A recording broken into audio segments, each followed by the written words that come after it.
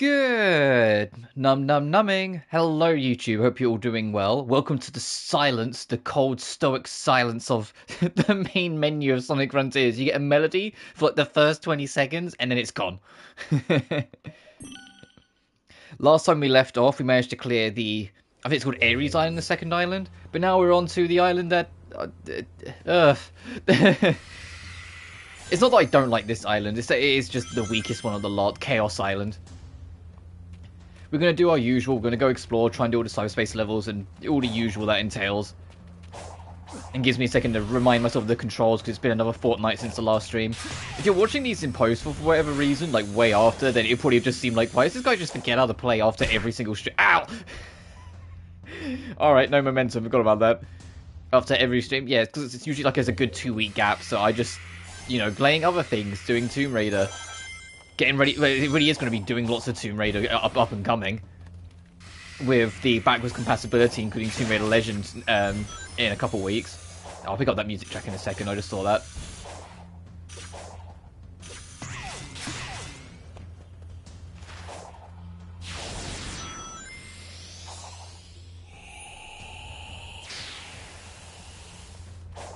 Wonder what it'll be.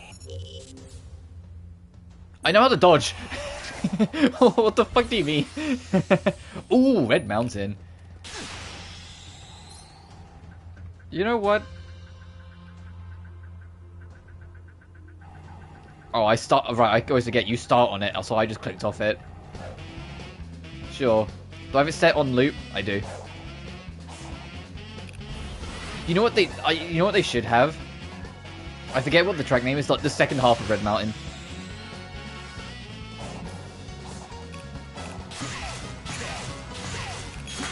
Because that track's genuinely great.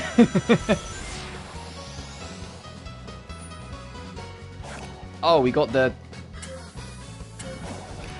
Whoops.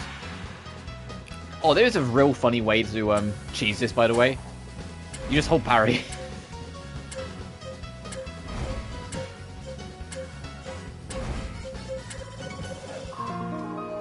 It's super easy. But we've all been doing well, so I haven't been shooting the past couple of days.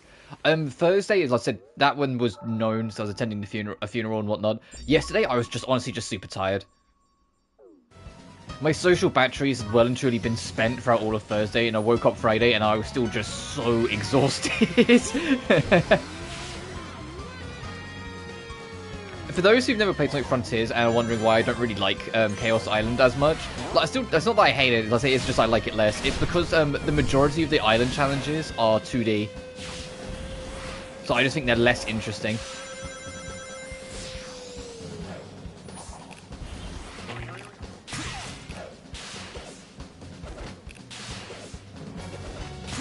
I do need to get a lot of these, because Tails is the one that we're saving in this part. Basically, every one we've entered so far has gone 2D.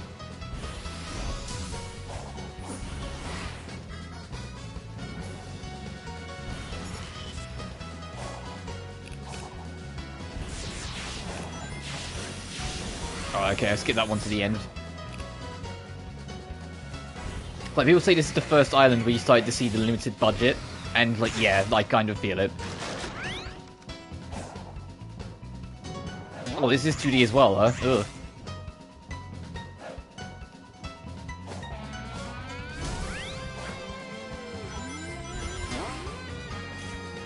God, I miss SA1 music. But I genuinely think I slightly prefer SA1 over SA2 in terms of soundtrack. I mean, oh, I didn't even spot that.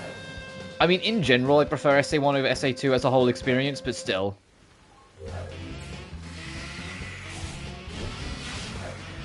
Oh, this put us way back. Ugh. Extreme mode's gonna really put into the annoyance of... Oh, no. I will absolutely do the loop around to try and get that again. It's absolutely going to put in the annoyance of the checkpoints of Chaos Island. Because that was something I noticed even on the blind playthrough. Is that Chaos Island's checkpoints kind of suck. They kind of aren't great. They kind of very spaced out for like no real good reason.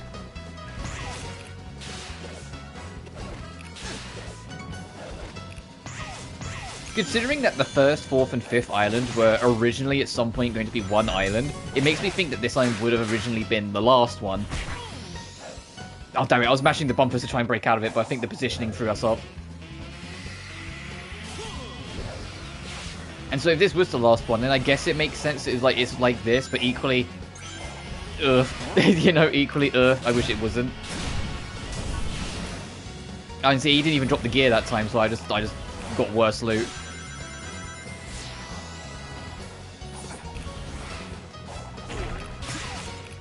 Also, I've mentioned it during the week, but I'm still very much in the mindset of we'll just see how I feel. I'm unsure if I'm streaming tomorrow. If I am, it'll just be more Tomb Raider. Because I do want to get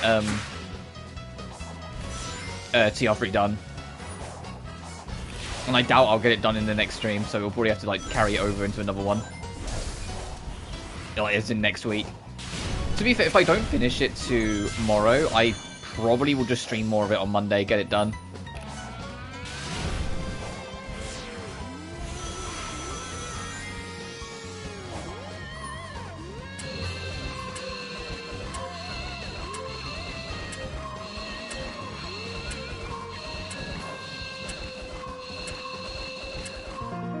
That was easy enough. And obviously, if I end up not streaming on tomorrow, we'll definitely stream more Monday to begin with, and just make it a longer stream. So either way, I want to try and get it done, because next week, Genshin 4.7 might take more than one stream. Because of it being new Archon story. I mean, like, we might better get it done in one stream, because it is only Archon story stuff.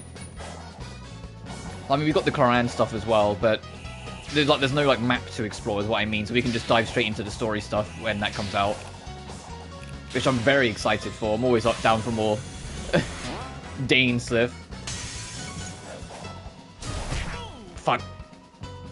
I don't even think I hit the button. If I'm being completely honest, I don't even think the game counted me hitting the button.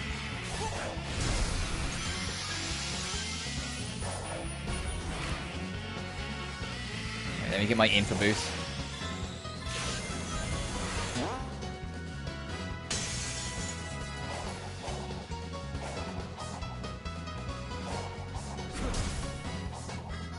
Yeah, it's not counting me hit the button for some reason.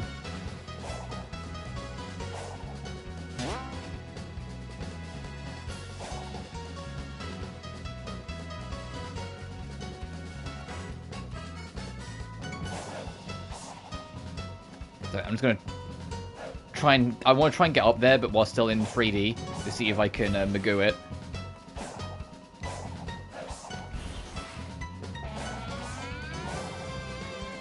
Oh no, it does lock back into 2D afterwards.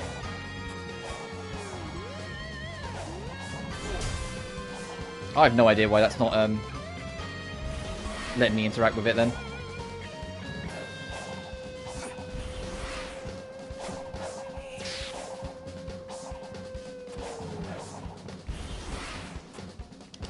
Oh, that one will play along.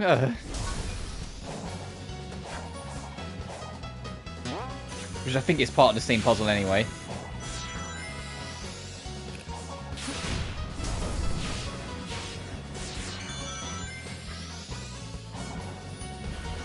That's a time trial thing. Let me check the map. Where are we aiming? Oh, so this is near the crater in the middle, right? Because it goes way down here. We'll head for you then. Start going to somewhere with direction.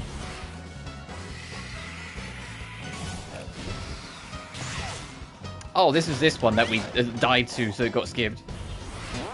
Because there's a spring. No, a spike, sorry, that comes up.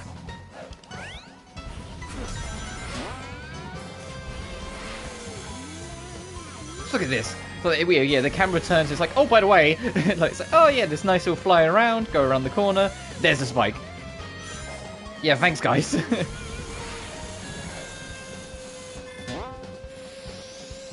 Oh, I forgot those bosses are here in this island. I don't know why I thought they were on the last one. Of course they're here. spotted by an enemy. Go down and wait. I'll try and get away from them then.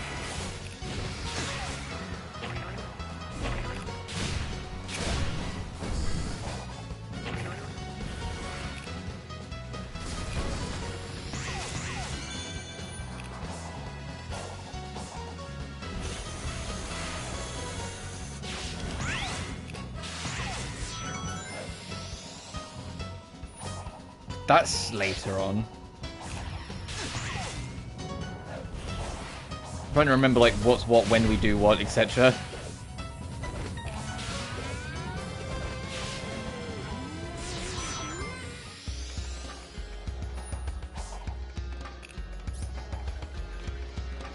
I'll let it be on the default for a while. I've heard enough Red Mountain for now. Depending on what tracks we find here as we explore, I might mix and match more. Because I like the fact that we can mix and match. It's something I wanted to do more prominently with this playthrough. And every now and then I do want to listen to the original music, though.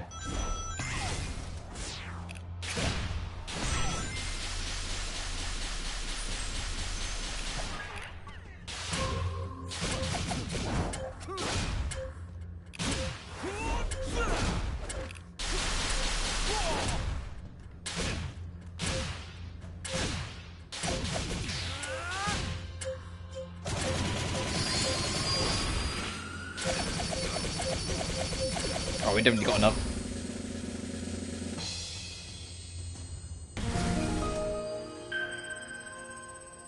I don't think that was the map we were heading towards, but no, we'll take it. No, it absolutely wasn't.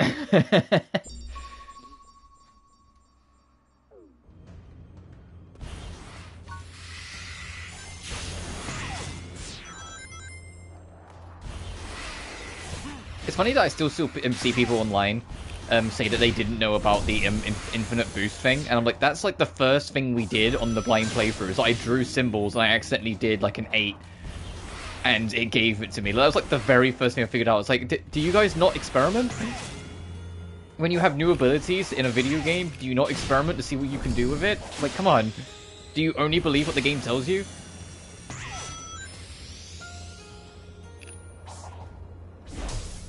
Oh, so we did have one, but then I died, and the checkpoint put it before it, and I didn't get lucky on the spawn again. Nice, what we like to see. Make sure I can get all of them.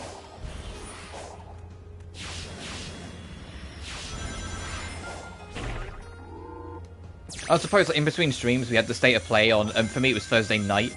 To keep that very brief, I thought it was just okay. Some people like absolutely hated it, but I was like, it's just okay. The absolute winner was easily Astrobot. That looks genuinely fantastic. And I probably will play it when it comes out. Like on stream. Because that genuinely looks fantastic. That looks like great fun.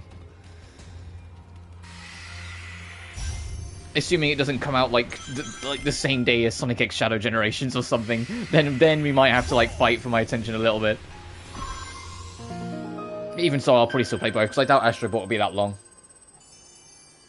I doubt either of them will be that long, to be honest. We'll probably be able to knock them both out relatively quick.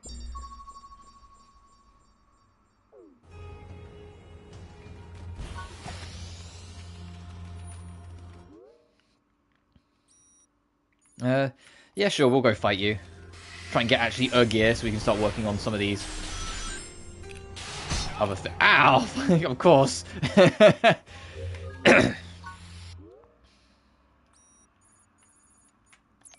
Try this again, but this time they don't activate the moment I get to them, please.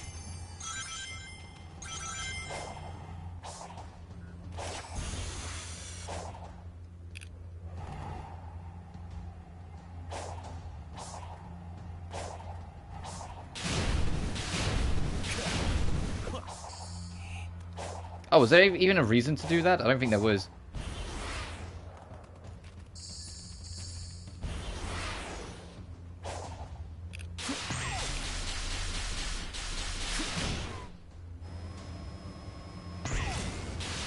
Oh boy. Oh! Shit.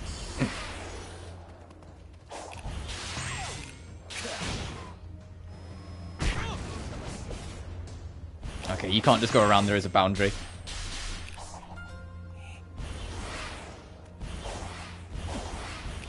Right, no, I'll stop messing around.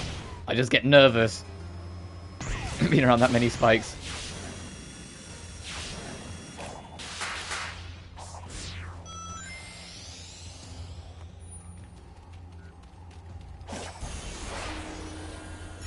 Oh, it's you.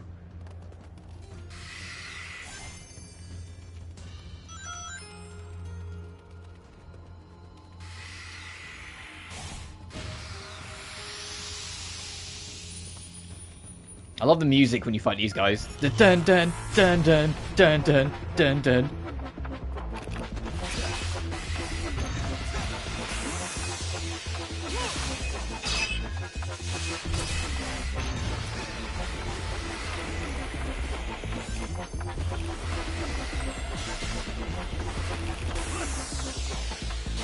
That's not what I'm trying to do. I'm trying to...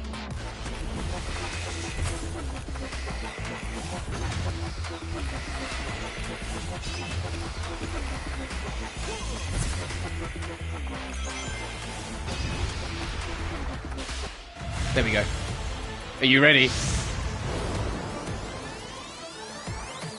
Da, da, da, da, da.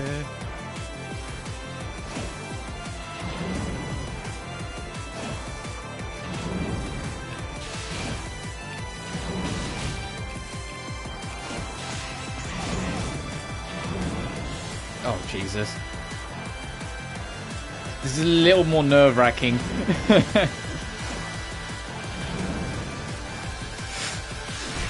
Oh, of course you hit the spike. You locked onto the enemy and then locked onto the spring.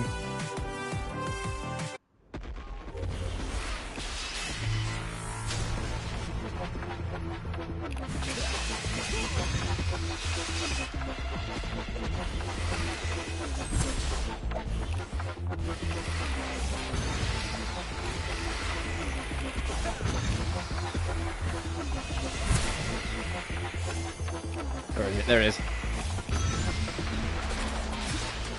Send me to the skies, my friend.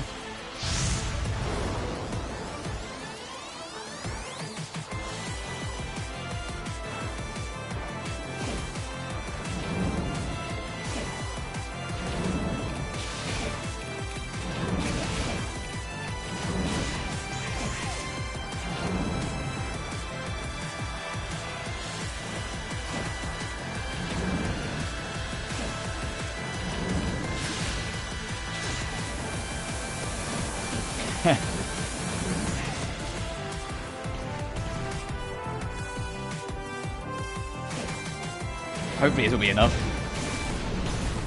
Nice.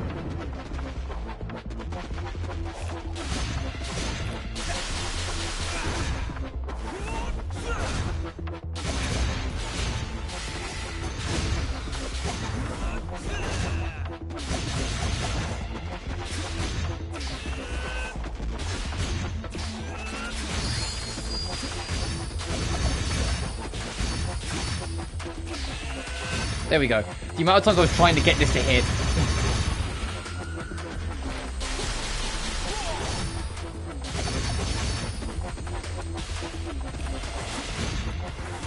There we go.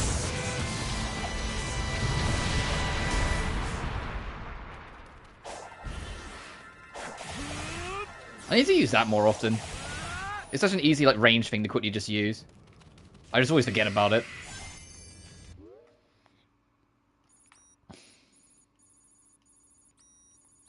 I was gonna say, now we have a gear, we should try to look for a cyberspace level, but I don't think there's any right near us. Oh well, this direction we go. We'll go check the tail soon, I promise. Get our last ability. I can't even remember what you get from him last. Oh, the upgraded version of what we were just doing. And we need 50 for the recovery smash. Which, hopefully it will save our ass a lot for the rest of Extreme.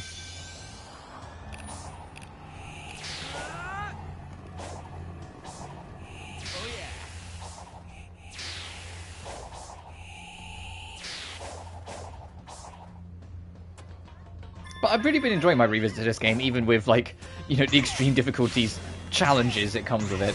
And a big part of it, someone mentioned it, I saw someone mention it the other day, and they were more apt than I think anyone was prepared to even, like, realize at first. That, the amount of extra budget, time, and resources that Sonic Team are being given for the sequel to this game will almost and certainly, like, severely date this game by the time it comes out. So there's like a time capsule with this game where it's like, we know it's coming. There is going to be a point where this game, like, it is going to feel infinitely less fun because this was the game of them figuring shit out, and then we'll have the very next game where it's figured out. Oh.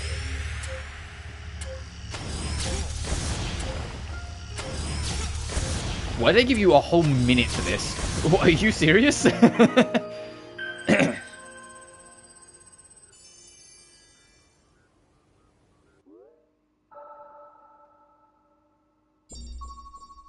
Hey, there's some tail stuff.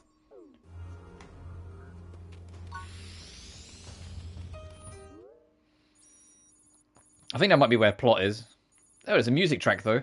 We'll pick that up, and then we'll get the music track, and then we'll go and see Tails. We'll see what else we can find. Because the movement's not going to appear on the map just yet. Yes, I'm pretty sure they won't.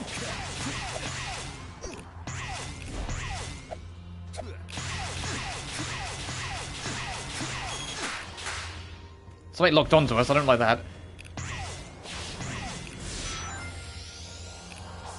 Try, let's do this. I think this is the one we got to earlier.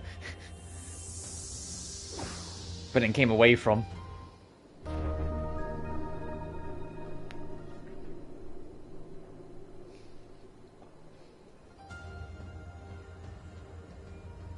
Oh, and that works out, 3-1. Alright, you know the drill. We're going to go for it kind of casually before we worry about the speedrun.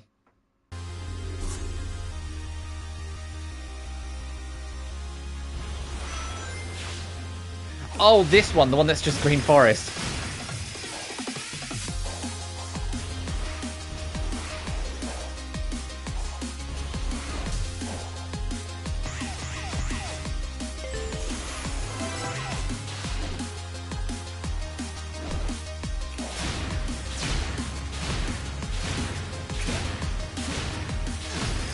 But the action chain there actually works perfectly.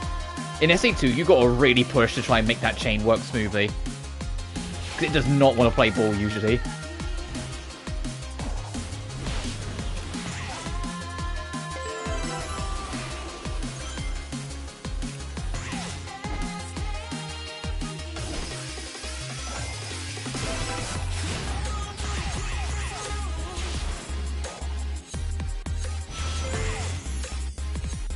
I doubt we're going to get the speed thing for it, but it's like, if I just get into the habit of doing some of the little speedrun stuff, like, I might get a little closer.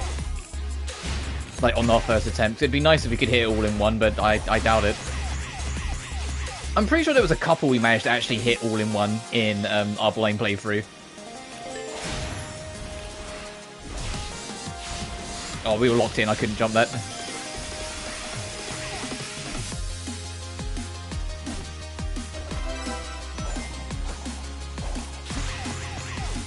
I mean, we've got basically everything else. It's just, you know, you've got to hit it quicker, probably. And maybe rings. Oh, there's only 20 rings. That was easy.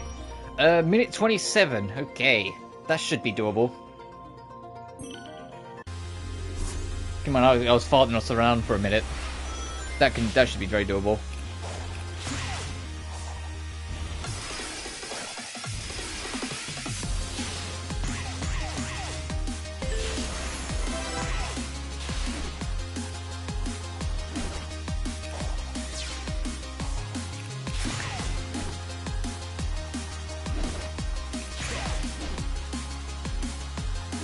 Didn't really want to miss that jump, but I'm just going to ride it out. That's more like it. That's what I was trying to do when we first got it. There's only 20 rings you need for the challenge. There's a whole bunch of 10 ring boxes like that just scattered around everywhere. Oh, alright.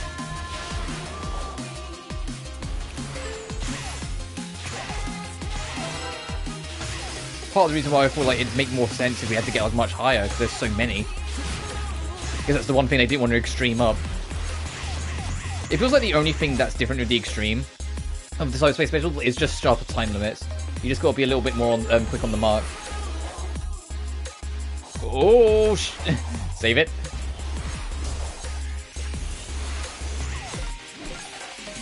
Was it 127? I think we'll be okay. Yeah. Even with our messing around, me nearly missing the ramp and taking the wrong jump. Yeah, that one was easy.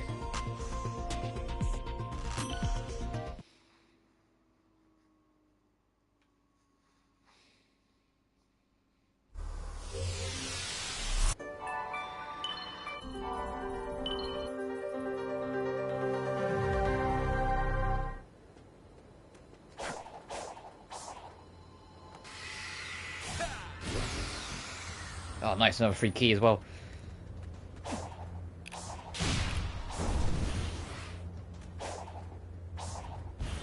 Oh, right. The wall jump only works if you're in 2D for some goddamn reason.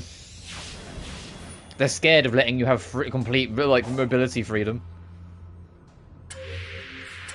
30 seconds? for that? Come on. I feel like the way some of this is designed, they originally intended to have like a limited time parry, but just couldn't get the timing right for it, so moved away from it. Which is partly why they probably tried to reintegrate it in Final Horizon, but then look how that worked out at launch. They've made it a lot better now, though. It's a lot more generous now, but at launch, especially if you're playing on hard mode, it was viciously tight. Which didn't really work when like Wyvern has very inconsistent hitboxes.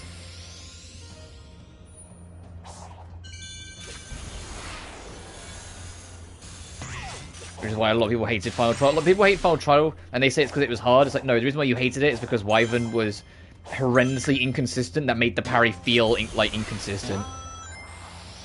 Because the hitbox is always at a different point from when you think it is.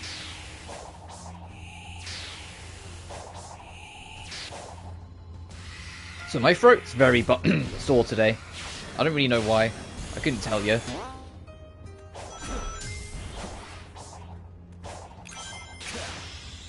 I think my throat, honestly, is just tired. Considering I was going to take my birthday week off, but because of the internet trouble, I decided not to. I think that is just that biting me in the ass a little bit. That is just like my throat saying, alright. Alright. But I am, like, going to have a proper week off eventually. I don't exactly know when, because like, there's a lot of stuff I want to play in June. Like, now we're in June, also Happy Pride Month. Now we're in June that I want to play and whatnot, especially Tomb Raider now, like, being a part of it as well. Like, come on. Like, you know, I want to do Tomb Raider Legend, because that's joining PS2 emulation. I want to do Metal Gear Solid 1, because I said I would. And I think it'll be fun. We got Shin Megami Tensei coming out. We got Elden Ring. It's a whole thing. I might make it the last week of June, breaking into, or like first week of July, that I'll just take a week off. Because I want to have it soon-ish, because there's one that's already like planned ahead, for lack of a better word, in August, and so I don't want those to be too close together, if I can help it. Because essentially, depending on how things go, but the general plan right now is I have a week off. It was going to be my birthday for a week off, but that didn't happen, so it'll be some point near the end of this month or start of next one. A week in August, and then a week in November, and then it'll be the usual 2 weeks over Christmas and New Year, just because I get super busy at my IRL work. And so it's just easier to take them off. Oh no, I didn't want to be back in this shit. Get me out of here. No. No. No! Get me out of the lock. This is why this is one of the things I don't like. So it locks you the fuck in. Oh, the fucking Lost World? Nah, I don't care.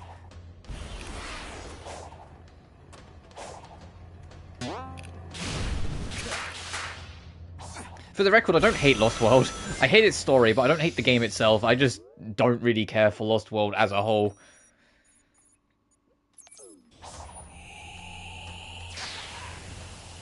It was just another Color Zero Sonic game, so it's just kind of like whatever. I used to think it was the worst one, but then Forces happened. Ooh, okay, you're gonna start getting a little harder, so I need to be more careful. Of course, all I did was press square.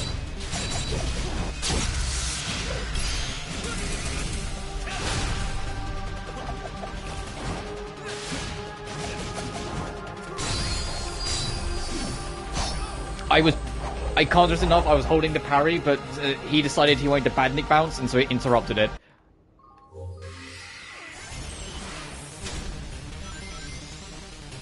Sonic got stuck trying to bounce off the enemy, and so it just interrupted it. It just wasn't having it.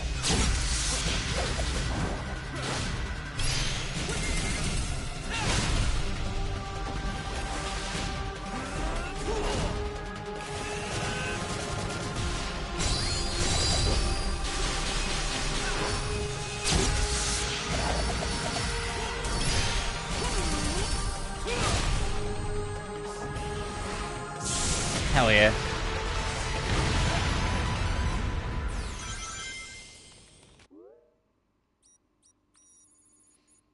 Alright, fine, let's do this bit with Tails. Neglected my boy long enough. This is just bring to fire us up, I can already tell. Because this is also the island where the chest spots, or like the loot spots, stop becoming loot as often and just start becoming things that send you into trials.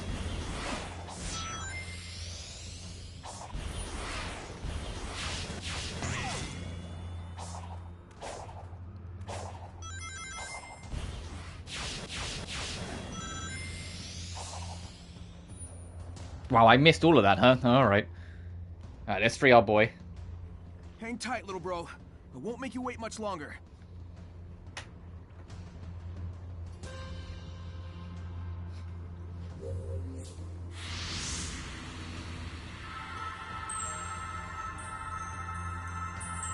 Let me get our cutscene and get to start slowly watching Tails' story unravel.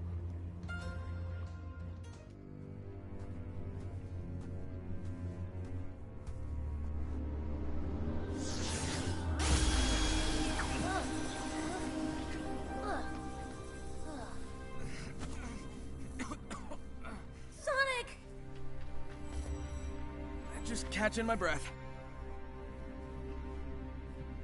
He never stops. Clarification. He never gives up.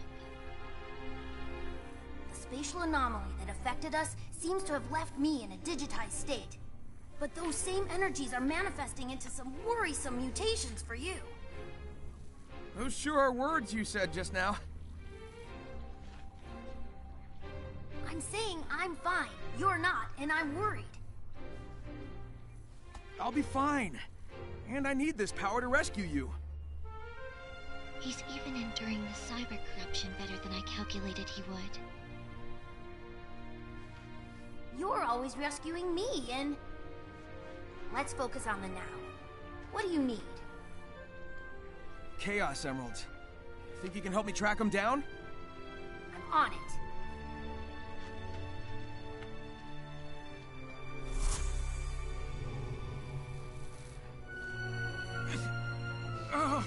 That was... yeah. So sad someone so impressive will be lost in the end.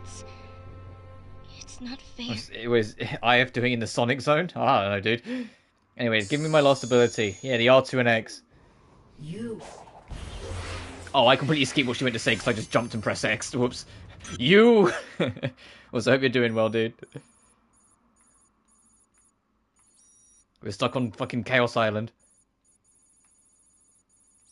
Don't we need to, like, bring a bridge down for that? Oh, I can't remember if that's a bridge or you have to go underground. I know there's one under here where you have to go technically underground, and it sounds weird to say considering that it's just you're in the sky.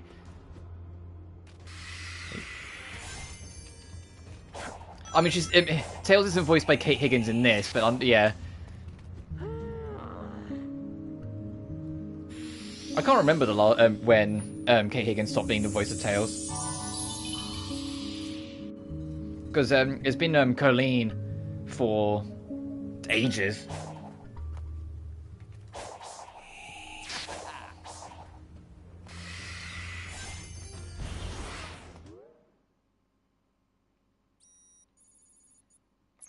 Oh, let me try and get this specialized Coco. Okay, I've collected like loads. I've collected 73 of these memory tokens. You don't have to tutorialize me on it now, game. But you've been doing well, dude.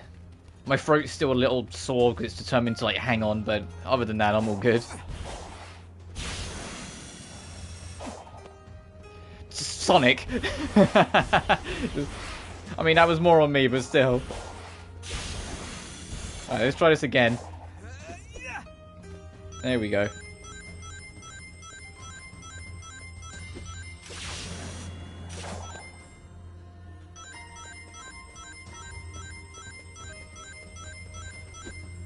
Mostly mainly bored more than anything else. That's fair enough. But I'm technically kind of feeling bored, but not bored because like you know the game or whatnot. I'm having a great time playing this. It's more because all the things I'm looking forward to come out this month, and we're not there yet. So I'm just like, oh come on, you know, like because you're excited for the thing, everything else doesn't feel as fun because you're excited for the thing. It's like, you know, like all the things that are coming out this month that I want to like play and talk to you guys out, I haven't got, like isn't out yet, so I can't. So I'm just like itching for it. So everything else doesn't feel as interesting. Because see, next week the PS2 emulator for PS5 goes live officially. So Sly Cooper and Tomb Raider Legend. I forgot how much I fucking hate this ability. I was trying to jump out of a boost. I forgot how much I hate the button combination of this ability and how it interrupts everything. Cool. Because sometimes you just want to boost and jump over someone, but no, R2 then X makes it activate. It should be R2 and X at the same time. It's literally, that's the easiest thing. It would fix it immediately, but no. But that's it. So we've got Tomb Raider Legends that will be streaming when it's out next week. Is it next week? Actually, I think it might be the week after. I think it's the week after. I think it's like June 11th.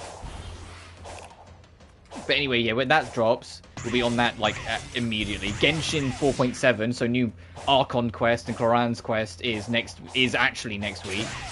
So I'm excited for that to see where the Archon quest goes, because it's probably going to start teasing and leading a little into Natlan stuff ahead of time. Then Shin Megami Tensei 5 is out. Like, I think it's the same week as Legend, actually, so that might be a bit of a hectic week, but we'll see. And then the Elden Ring DLC, which I still have yet to pre-order. I need to actually get on that. So I have it, like, ready. That said, the way the schedule's going to work because of all of it, next week, obviously, like, we're going to, if we haven't finished off Tomb Raider 3 by then, we will finish off TR3. And also we've got the Genshin stuff and whatnot. But I'm going to try and get in some more Final Fantasy VII Rebirth before it gets completely devoured by the schedule because of everything else. I mean, yeah, they've teased Natlan in the trailer. I mean as in... And like the new events that we've done was kind of cool. But I mean as in, like, actually get an idea of, like, where the story's going when we get there.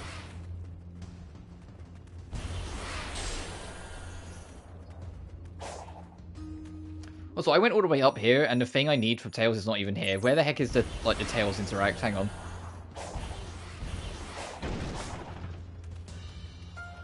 Oh, down here.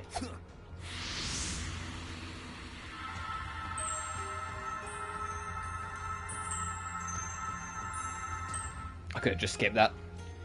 Because we know whereabouts it's going to be. You're going to have to cross the Sumeru Desert to get to it, which is just like, oh, cool, we're going further left. I love it. Change? What do you mean, like a tire? Or the tornado's engine oil? No. I mean, when I was lost in cyberspace, I was confronted by another version of myself. He said yeah, it was the version... Yeah, Tails, you was approached by the version of yourself from SA 1 and 2. You know, the one that was actually, like, confident and did cool things and was brave and helpful. Not the one that we had for the whole Colors generation, which was just, oh, help me, Sonic!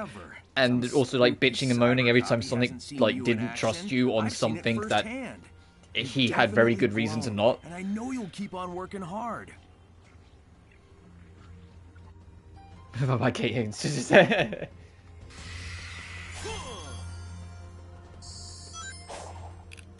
I can't remember. I genuinely can't remember what Kate Higgins' era was, Because Tails has gone through voice actresses so fucking often. Like, it's like Colleen, I genuinely think is like the longest running Tails actress, and she's only been around for like 4 or 5 years, like in terms of like voicing the character, you know? Like, so the fact that it's like she's technically the longest is saying something. But I honestly like can't remember what era Kate Higgins this was.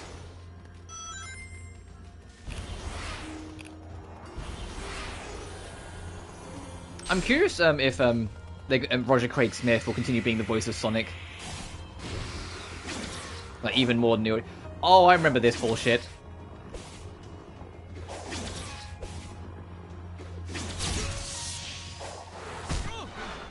Oh, okay, never mind. He just fucking headbutted me.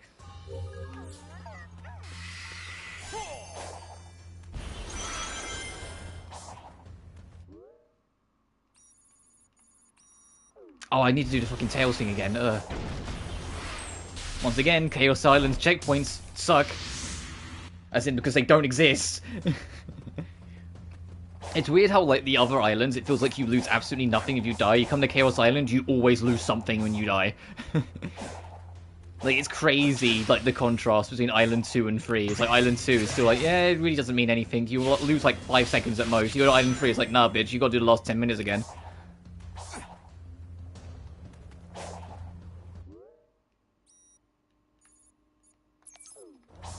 And all because I was trying to fight the third robot. What do you... Sonic, I hate this skill. I shouldn't...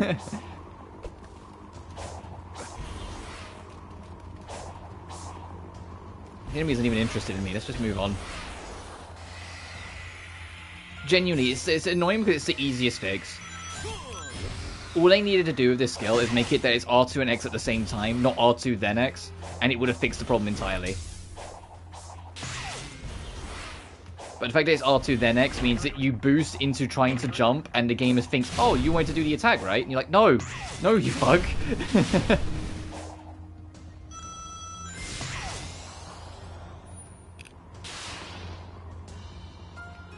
But yeah, there's a puzzle later on where you can use this to get to a section.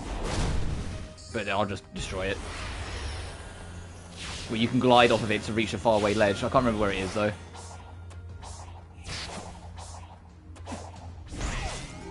But we'll see how it goes. But my plan is still, after Tomb Raider 3's done... Fucking, alright. Once Tomb Raider 3's done, Metal Gear Solid 1. Which will be great fun. I can't wait for that. Additionally, I finally properly started working on my next review. I know it's been fucking forever. And for anyone who like actually likes my scripted videos, I'm sorry that that it's been like January since my last one. I just really haven't been in the mood for it. But I'm working on a 2-in-1. Because I'm going to be doing Sisters vs Sisters and Game Maker Revolution, the 2 most recent Neptunia games. They're not going to be full story reviews for anyone curious though, because especially with Game Maker Revolution, it being the most recent one, I don't really want to like make a thing of spoilers. I just want to kind of like talk about how I feel about the game in total. But I will talk about the premise, so like I'll probably talk at great lengths about like chapter 1-ish sort of thing to give like an idea of what I think and like how it's going before I start doing my critiques. And there will probably be moments during that I'll be like, okay, and there's this set point in like chapter 3 where I like this thing that they do, or this idea that they bring up, or this dungeon that they reintroduce, you know, things like that. But in terms of like major plot spoilers, no, you're not going to have me go on about like what I think about the final boss or the ending. Unless like it's something about it like really, really, really makes me want to talk about it. You know? Like, if something comes up and I reach it, I'm just like, oh, Jesus Christ, this fucking thing, I need to say something on it. But I doubt it would be like that.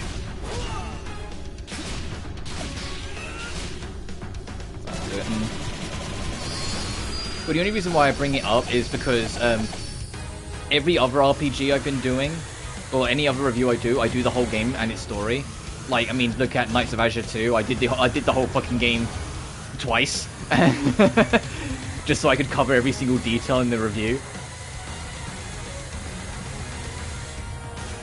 But it's just because, especially because it's more than one game. It's just like, no, I want this review to not be... I don't want it to be like 3 hours long, and I also don't want to take the next 5 months to get it finished. You know? I honestly... the biggest thing, and it'll be present in the review that I'll bring it up, I honestly couldn't care less what is canon, what's not. If I enjoy it and I like it for what it is, that's all that matters. The only thing I hope is that, at least so far with SVS, I hope Maho shows up in more games. I genuinely like Maho. Or however you pronounce her fucking name. I think Maho's a fun little addition. But I, like... The more, like, I feel like the more into the rabbit hole people get about what's canon and what isn't, the more toxic the conversation ends up getting, so I just kind of steer clear from it. And that's not just a NEP thing, a lot of games I can think of do that, where, like, the more you start getting into what's canon and what isn't, the more it's just like, ugh, the conversation just gets more and more toxic. It's like, no, just, if you like it, it counts. You know? Just treat it like that. If you like it and it counts for you, then it counts. That's all that matters.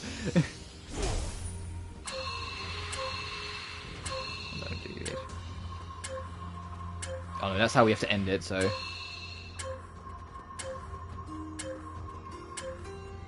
Oh no, there's 2 dead ends. Okay, so we need to think about this. Okay, now we got it. That was amazing me. I mean, like, it's not that it doesn't matter. It's a matter of it should only matter to you.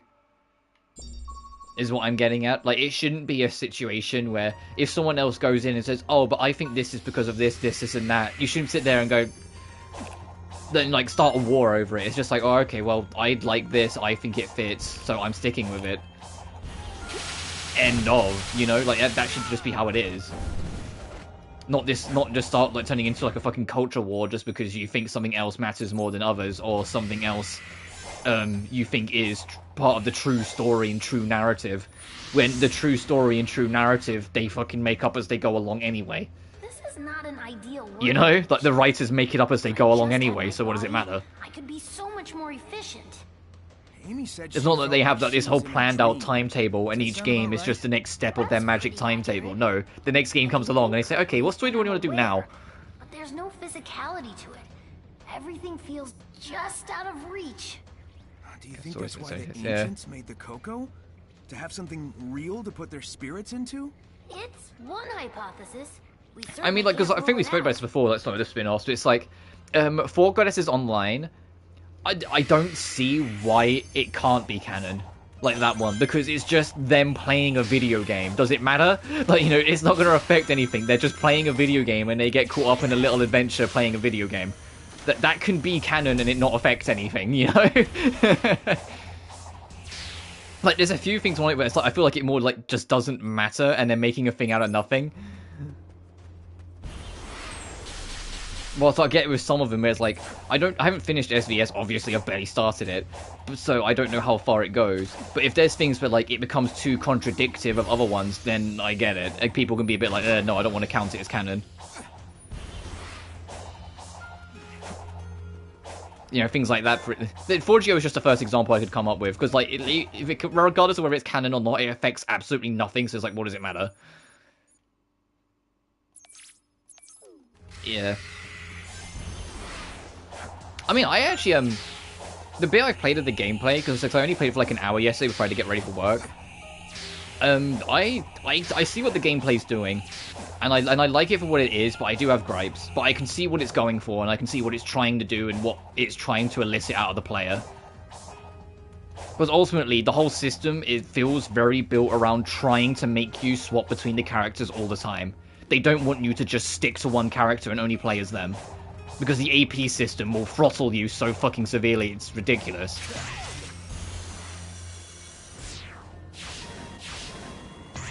Which is something that I actually have already written as a gripe in my thing. It's like I get the point of the AP system, but I feel like it's slightly too strict for its own good. Like, if they loosened it a little bit, but still kept it, I think it would serve its purpose way better. But the fact that it's as, like, strict as it is, at least to me, it feels... But obviously, I don't know, so I might unlock more skills and more things later. But it feels a little too throttling for its own good. Like, I feel like you could loosen it slightly. Not too much, just a little bit, and it would still be fine. Like, and it would still serve its purpose. And the reason why I feel like it doesn't need to be like that strict anyway is because there's already enough incentive for you to mess around with the other characters. You do a full combo and it constantly flashes up like, oh, Uni wants to do a follow-up, and you press R1 or L1 and then you do it. And it's like, that's more than enough incentive for me to mess around with the other characters.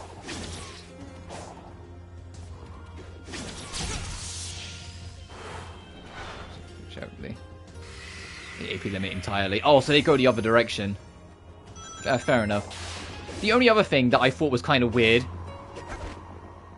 and it's just like, for a game that's focused on, like, the sisters, why did we go back to only 3 playable characters? That one I thought was weird. I was like, if a game that's based on, like, the 4 sisters, like, the game starts and your party is Nepgear, Uni, Rom, and I'm like, and? And? There's an and there. No, that's it. It's like, what? Where's Ram? So I feel like it should have been, you should have had a party of 4. That just seemed weird. It's like, if you're going to make it focused on the sisters, make it 4. And I know Game Maker does make it 4, so I will bring it up when I get to it, but it just seemed funny to me. Mostly an action RPG. Well, it's about as much of an action RPG as Final Fantasy XII is. As in, it's kind of not really. Like, by technicality it is. Like, by technicality I have to count it as one, because but, like, by definition it is. But the reason why I say, like, but beyond that I don't really, like, it's about as much as that game.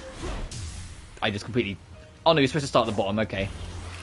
It's because in 12... it's more like you pick your actions and they happen, less so that you press buttons and like you get your combo.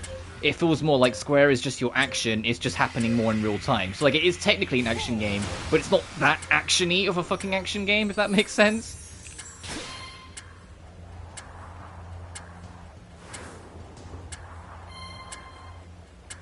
Because that's how it works in 12. 12, like, every skill still has cooldowns, every action still has a reaction, everything still has, like, a piece in the puzzle, but you can just kind of, like, press things and have things happen more. So, like, it's technically an action RPG, but it's kind of also not really what you'd think of an action RPG when you play it. Restoration 2 as a hybrid.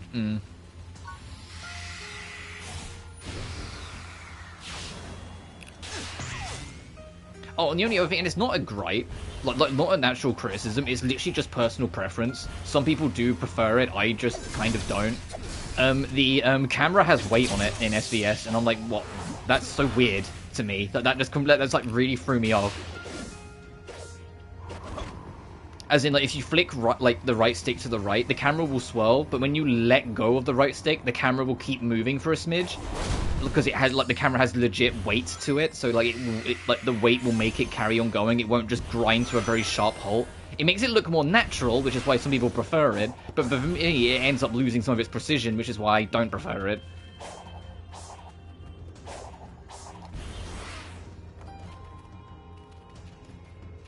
Yeah, the thing is, like, Trail's kind of trailblazed its own way of doing hybrid RPGs.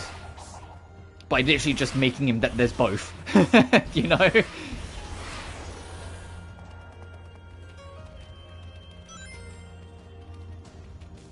No, I don't mean in photo mode, I mean general camera controls. Like the game I'm literally playing right now, what I mean. I let go of the right stick, the camera stops immediately. In SVS, if I do that, the camera will like drift. Like I'll try and like replicate it, it'll kind of like do that for a second after you let it go. And that's like the thing that kind of bugs me a little bit. It makes it less precise. So sometimes I'm trying to like spin it around a corner and I overshoot. And that's like the only thing in SVS that I'm like... So that's entirely a personal preference thing. It's not even a criticism. It's literally just I prefer it not like that. But some people do, so it is what it is.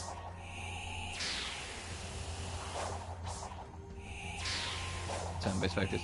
Yeah, for like...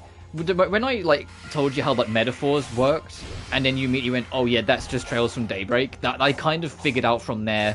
Because metaphor, although it has the action RPG side of it, the action is very much designed to help just set up the turn-based stuff. Like you do action, and then like you can do like a group attack, and the group attack goes straight into turn-based combat. So it's more focused about like making the setup, so to speak.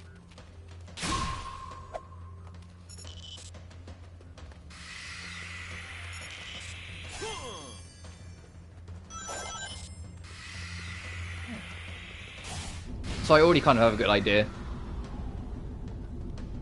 Because the way metaphor works, that you have 2 attack buttons when you're on the field.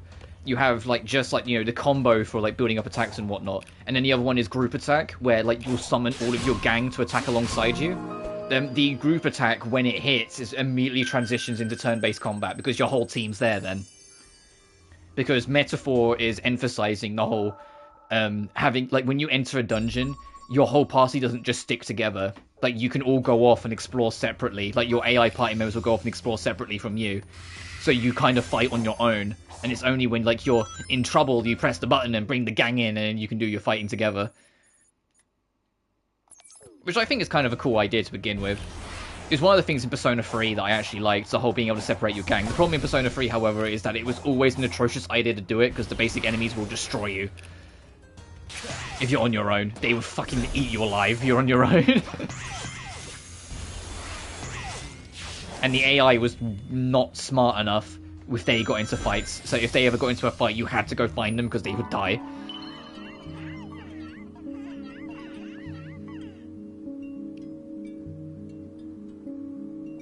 Everything in the speed. Info pacing. From what we've seen in, like, the demonstrations, it really doesn't.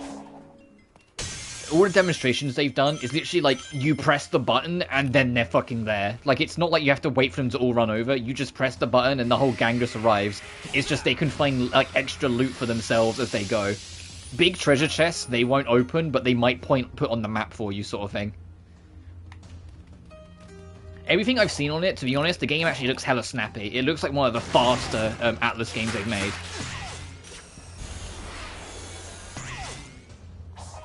And that's saying a lot, because God knows some Atlas games are slow as sin. And this is talk coming from someone who, like, likes some of them. Like, Soul Hackers 2, Jesus Christ, that game is slow. But they had to patch in a speed-up function. Is how bad it was. As a DMC free. In the combat, no, it's like, nothing will be like that. But I mean, as in, like, in terms of, like, it being an RPG and how quick it goes from fighting to turn-based and whatnot, no, it's just hella snappy. You press the button, it happens.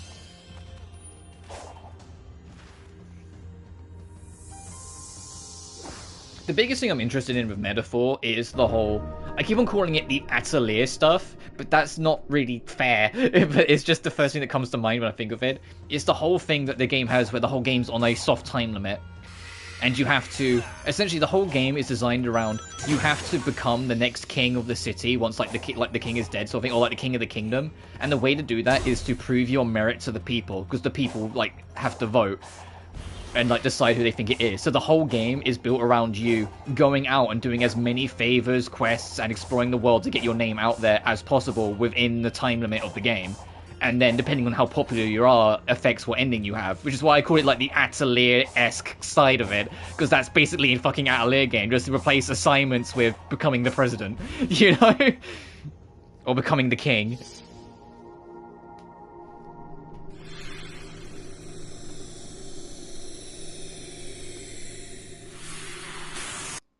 The only reason I brought up the speed of it is because you said that you were worried that it would be a bit slow, or that it would severely slow it down, so I was just clarifying that it really doesn't from what I've seen.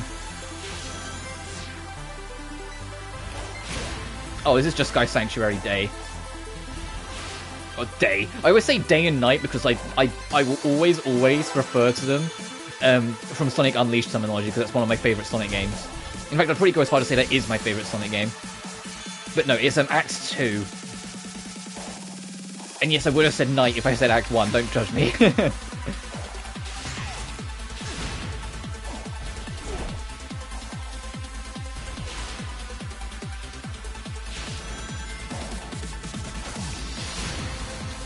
God, the music of this one.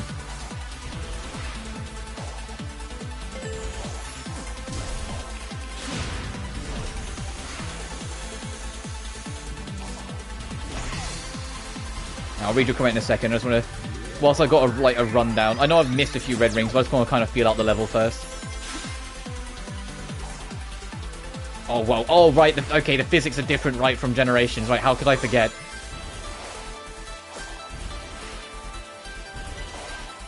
Do I have to do the crumbling floor as well, or will it end before then? It looks like we're doing the crumbling bit. Hang on. Alright, what ring is this one? Don't be ring 5. Ring 4!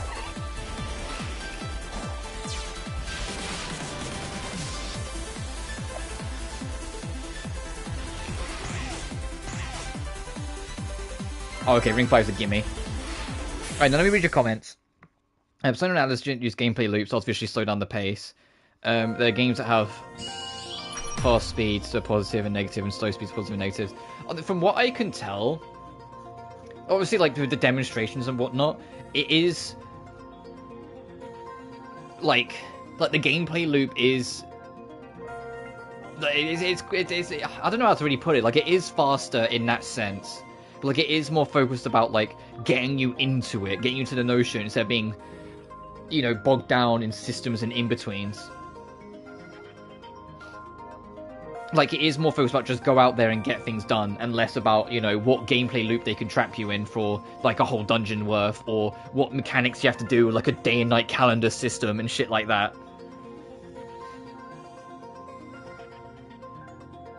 The only thing that seems, like, on the slower end, and I don't know if it's something that, like, you probably can skip it, because it's ultimately just a way of, like, traveling around. You have, like, this giant, like this gargantuan vehicle that you can travel between kingdoms in, like, in the game. And when you're traveling between it, you can either, I'm assuming you can go straight to it, like, just have it, like, fast travel you over there. Or you can spend that time, like, talking to all your teammates, getting to know them better, like, interacting with the world, changing costumes, you know, things like that. Like, instead of just going straight there, whilst the vehicle moves across the land to its destination, you can go hang out in, like, the underbelly of it, of the ship. Okay, I just fucking sent myself to my doom. I was like, let me actually focus on trying to get the red rings.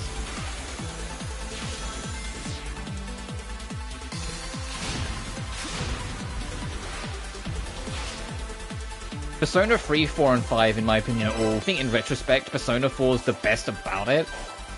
Because, like, yeah, it has the very, very fucking slow opening, but once you're on the other side of that, it does feel like you kind of just... You do go from one thing to the next. Like, it does feel like you kind of get more of a move on. Like, whilst Persona 3, like, Persona 3 fucking drags at my soul, because it's always just Tartarus. It's like, it's always just fucking back to the grind at Tartarus, time to go kill another 6 fucking hours grinding out one enemy. Yay! You know, like, even beyond the story stuff and the calendar, it still takes a fucking lifetime. And P5 gets a little lost in the source of its own calendar system, which, although it's been present since P3, I do think it still gets a little lost in itself sometimes, with all the calendars and things you have to check mark and all the things you have to keep on top of, especially if you're going for trophies. Jesus Christ, that game turns into a bit of a checklist. Like a time-draining checklist. I very nearly platinumed original P5. I just, I needed to do a 4th playthrough, and I wasn't in the mood to do a 4th playthrough at the time, and I just never got around to it. Because I need to do all the requests, and I need to get all the books. And the fact that I couldn't, like, fit them in on the 3rd playthrough, I was just like, ugh, to do it next time.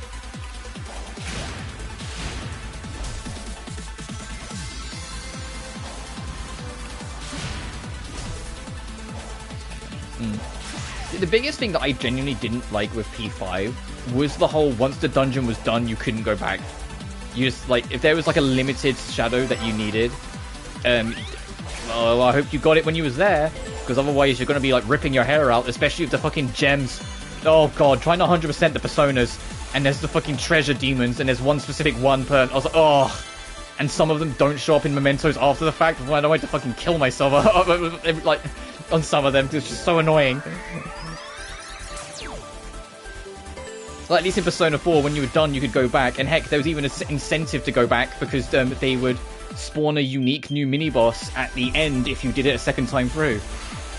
So you had, like, an extra challenge fight you could go do after you had, like, after the main dungeon run. So you had, like, incentive to just go back through it. Like, something else new to do.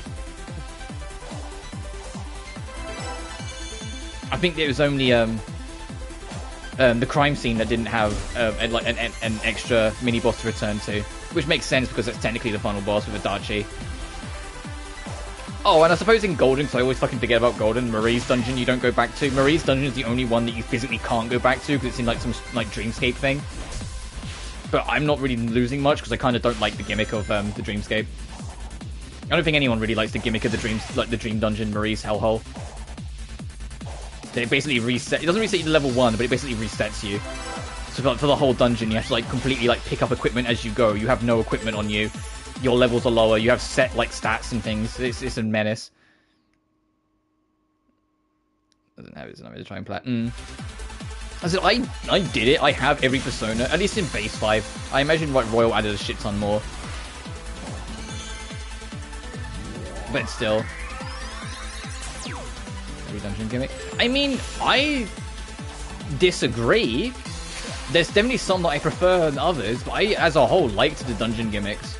I say that I can't speak for Royal, because also I don't know how much Royal changed things, but like, I liked the fucking painting maze in the second dungeon. I liked having to go get the codes to like figure out how to unlock and proceed, and the fact that you could sequence break a little bit if you had the codes ahead of time. I genuinely love Futaba's Palace. Like Futaba's Palace is one of my favorite Persona dungeons. Well, favorite modern Persona dungeons, full stop. I have to specify modern because like some of the Persona 1 and 2 dungeons, for as grindy and repetitive as they could be, I genuinely loved what they were going for. I don't like the space station, but fucking who does? Once I knew what I was doing, I liked the casino a lot. Like, on my first playthrough, I found it kind of repetitive, but once I figured it out, I was like, oh no, actually, this is the whole point. The whole gimmick is that you're supposed to try and cheat the system, because she always feels like the system's getting cheated, so you're supposed to pick up on the symbolism. Shido's Palace, the gimmick would be fine if it wasn't for the fact that you're in the dungeon for like a year. You know? Shido's dungeon would be like the palace, like the gimmick of the palace wouldn't be like annoying and whatnot if it wasn't for the fact that the dungeon takes forever. So like every time the gimmick pops up, you know it's just gonna make the dungeon go on for another hour. It's like, yeah, it doesn't matter that the dungeons, the gimmick is fine or like not that bad or anything like that. It's the fact that you're there for so goddamn long, it just drains the soul out of you. But like I said, I can't speak for Royal because I haven't played it and I'm in no rush to. To be honest, I think the next time I play Persona, or next time I touch Persona, will likely be when 6 is out. Because I'm kind of like satisfied with P5. I do want to play Royal at some point because I want to experience a new character. I know people fucking love the I don't know the name of the character, like the doctor-looking character that they added that was new. People adore him, so I'm like, okay, I want to see what the whole hubbub about him is about. And I know, like, because Persona's writing genuinely has a profound effect on me at times. If he has an emotional story, it's gonna, for no consequence of the game itself, it's gonna inadvertently hurt harder because his English voice actor tragically passed away a couple years ago. So I know, if there's something emotional or something bad happens to him, and I get to hear the voice of a literally deceased actor, like heartbreak, it's gonna fuck me up just because I know that he's passed away, you know? That I know that he's not around with us anymore. Like I said, and that's not like the game's fault or anything like that, or the game's contribution, but it's just like me, my empathy like scale will go through the roof. Because you don't want to hear like the voice of the recording of the voice of someone who's no longer with us sounds so broken or sad, you know? And the way people are responding so heavily to this Doctor character tells me that he probably is going to have like more of a tragic and like profound story. Maruki. And Maruki is something of. It's just the redhead that's insufferable welfare. Well, despite all of my talking and like barely paying attention, we did eventually get all the things that we needed in this level. We probably could have done that a lot quicker if I was focusing, but where's the fun in that?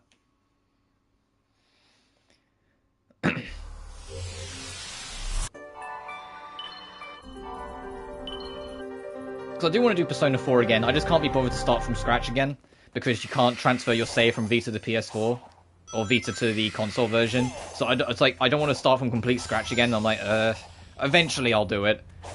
I've 100%ed Persona 4 enough times in my life that I can do it again. It's just I don't really want to right now.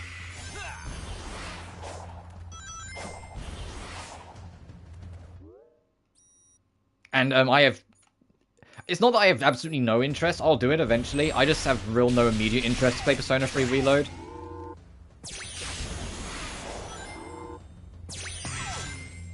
Like, I've gone on record many a times before and been saying that Persona 3 is my least favorite one. And a lot of it is to do with the gameplay restrictions of the original. So Reload being like portable and doing away with it will be a blessing and make me enjoy it more. But just beyond that,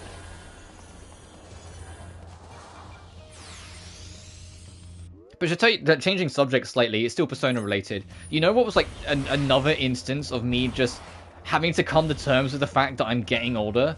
Canonically, the Persona 4 casts, the majority of them turn 30 this year. And I'm like, I didn't need to fucking know that. Like, Yosuke turns 30 in a month, and I'm just like, shut up. I could have gone my whole life happily not knowing that the Persona cast are in their 30s. Or about to hit their 30s.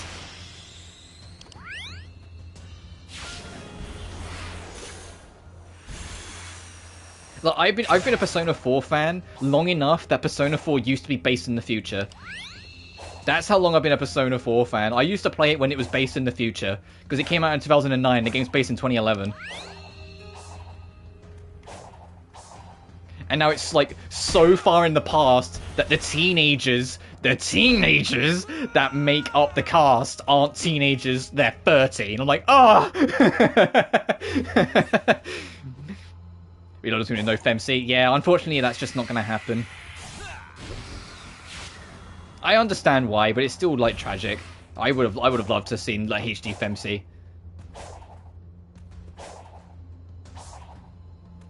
But I know they like redoing all the animated cutscenes, redoing all the events, and like all the basically all the budget it required to do it for a piece of content that not that many people would go back for to even try anyway, and a piece of content that, to be blunt, people would be upset if it wasn't free. Because people would be like, oh, what the fuck? Why do you have to pay to be the woman? You know? It's just too much of a hassle. If it wasn't in the initial plan off the rip for the budget, it was never going to happen. And unfortunately, it wasn't, so there we are. I think they should have included the music, at least. Just to diversify the music a little bit more. Like, they should have included FemC's tracks, like, at least, but oh well. Those just to know with FemC was the GOAT of OST, fair.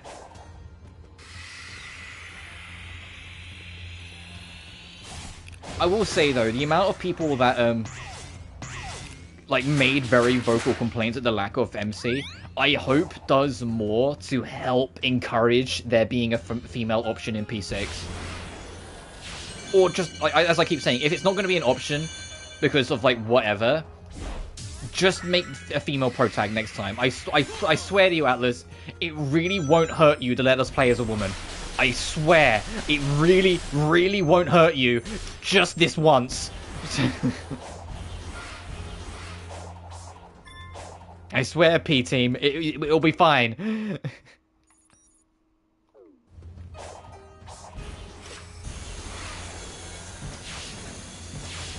And while you're at it, make them college-aged too, at least.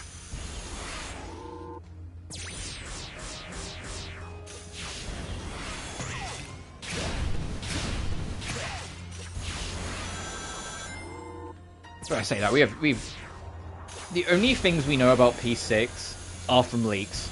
We know that its theme color is green, and we know that this like very specific Japanese Monopoly board was one of the smaller inspirations for something to do with Persona 6. I'm like, what the fuck's Monopoly got to do with fucking Persona? But I suppose we'll find out.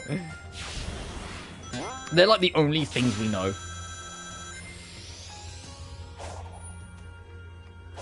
Green and like one of the smaller inspirations, obviously like not like the core inspiration for the story or anything, but one of the smaller inspirations is like this Japanese specific Monopoly board.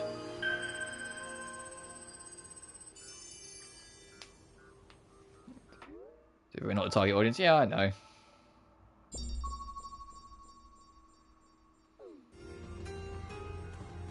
I'm just curious how long it'll be before it officially gets announced. Because I imagine they're going to wait after Persona 5 and the hell that Persona 5 originally went through. They're going to fucking wait until they know it's ready, but before they announce anything, because Jesus Christ, if any of you don't know, when they initially announced... Oh, I see what we're supposed to aim for here. When they initially announced Persona 5, it was supposed to come out in winter of 2014. So anyway, the game came out in 2017.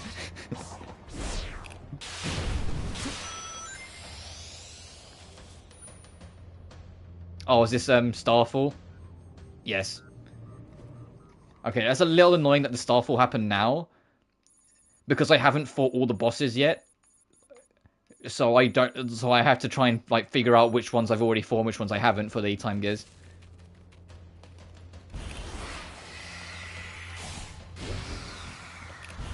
But then supposedly, a Persona 1 and 2 remaster / remake of some description is being considered behind the scenes.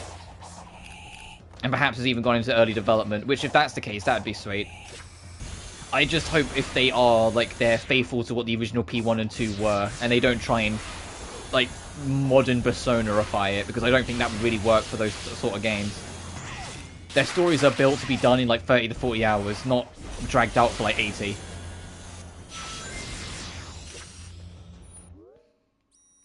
Alright, now we're back over here. Where the hell do I want to go? That one's just in the middle of space over there. Tails is way over there. I don't even know where Plot is. Where is Plot? Oh, actually nearby.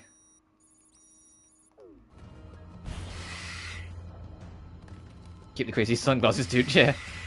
I'm very curious what they're going to do with that. Because, I mean, like, ultimately, I think I've said it before, with Persona 2, the whole gimmick of it is that it's not literally that it's just supposed to be that Hitler has to arrive.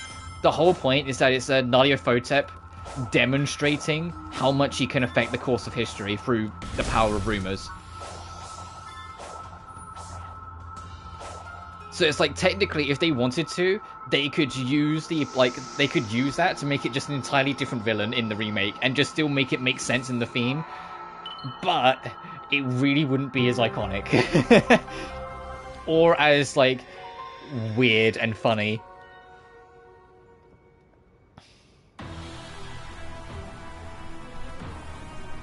Oh, right, we've got to do this bit, right. Once you pick up your first emerald, you have to deal with the machine. So we got to run away from night. I remember the run away from night being annoying. Well, what will you do? The best I can. Time for our bro. There he is. Look, he's waiting for us. He knows. So I remember this being kind of annoying, because if you go too fast, the game punishes you for it, but if you go too slow, obviously you run out of path. Like, it's weird. I just say that. Last time I did was at launch. They might have like patched it and balanced it out a little more since then. But it's just doing this no damage is going to be a little scarier.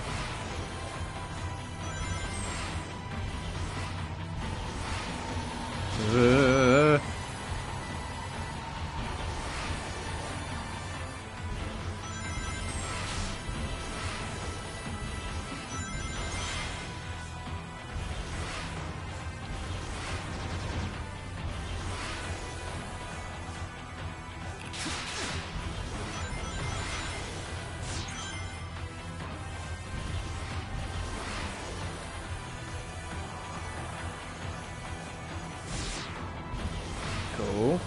So far, okay.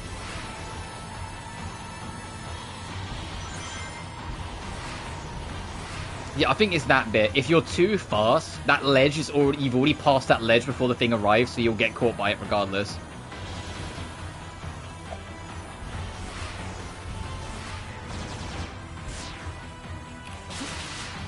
Which is why, like, I'm not always boosting. I'm kind of, like, alternating. Okay, Sonic, I don't know why you went that high. That might fuck me, because now I'm really slow behind. Okay, no, we're good. I was worried we weren't going to land on anything, if I'm honest.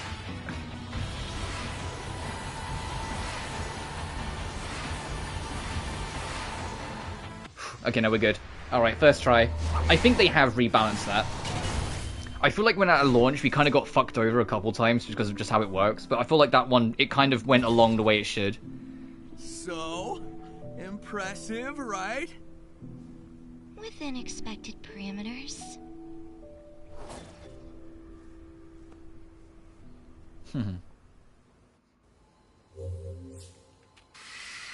It's going to be funny now, like, you know, with Sage probably going to be more present in future Sonic games. Hearing, like, and especially with Death End as well also coming up, hearing Ryan Bartley do, like, this nerdy, basically a nerdy child with Sage, and then just be like little Miss Depressed with Mai in Death End. Like the contrast is going to be funny, but it's from the same actress.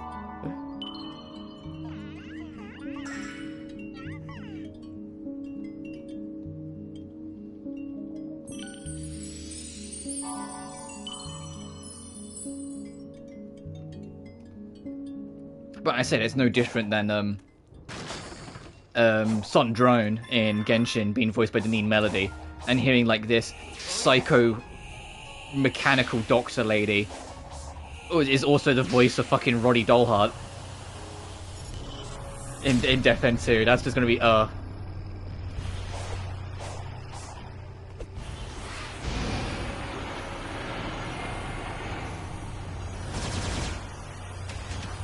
can't wait to go through Death End 1 and 2 again. I've got the thumbnails and everything all sorted. I'm good to go. I just, like, I need it to be less crazy with releases.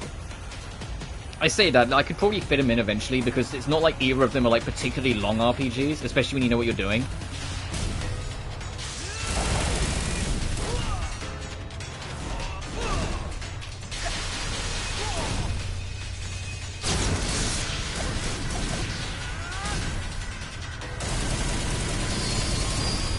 The only thing that might drag out Death End 1 is that there's a lot of Death Ends, and I'm gonna try to do as many of them as I can. I don't remember where every single one is, but I remember where a lot of them are. I think the only ones that I might end up skipping are the ones where, like, the Death End immediately follows a boss fight, so it doesn't let you save, like, during the cutscene. So you'd have to fight the boss again if you get the Death End. But they're the only ones that I might just tell you what they are, but then skip them for the sake of time. Because it was fine when I was doing... Oh, that's the wrong way. Because it was fine when I was doing Let's Play, because, you know, I could just edit it out. I could just edit out the downtime of me fighting the boss again. You can't really do that when you're live. But we'll see. It's the same with Death End 2. Death End 2 only has, like, 7 Death Ends. But one of them requires you to basically, like, do some setup ahead of time to, like, worry about taking the, like, extinguishing the fire on a house before you can even do it. And it's like, no, I want to save all the kids.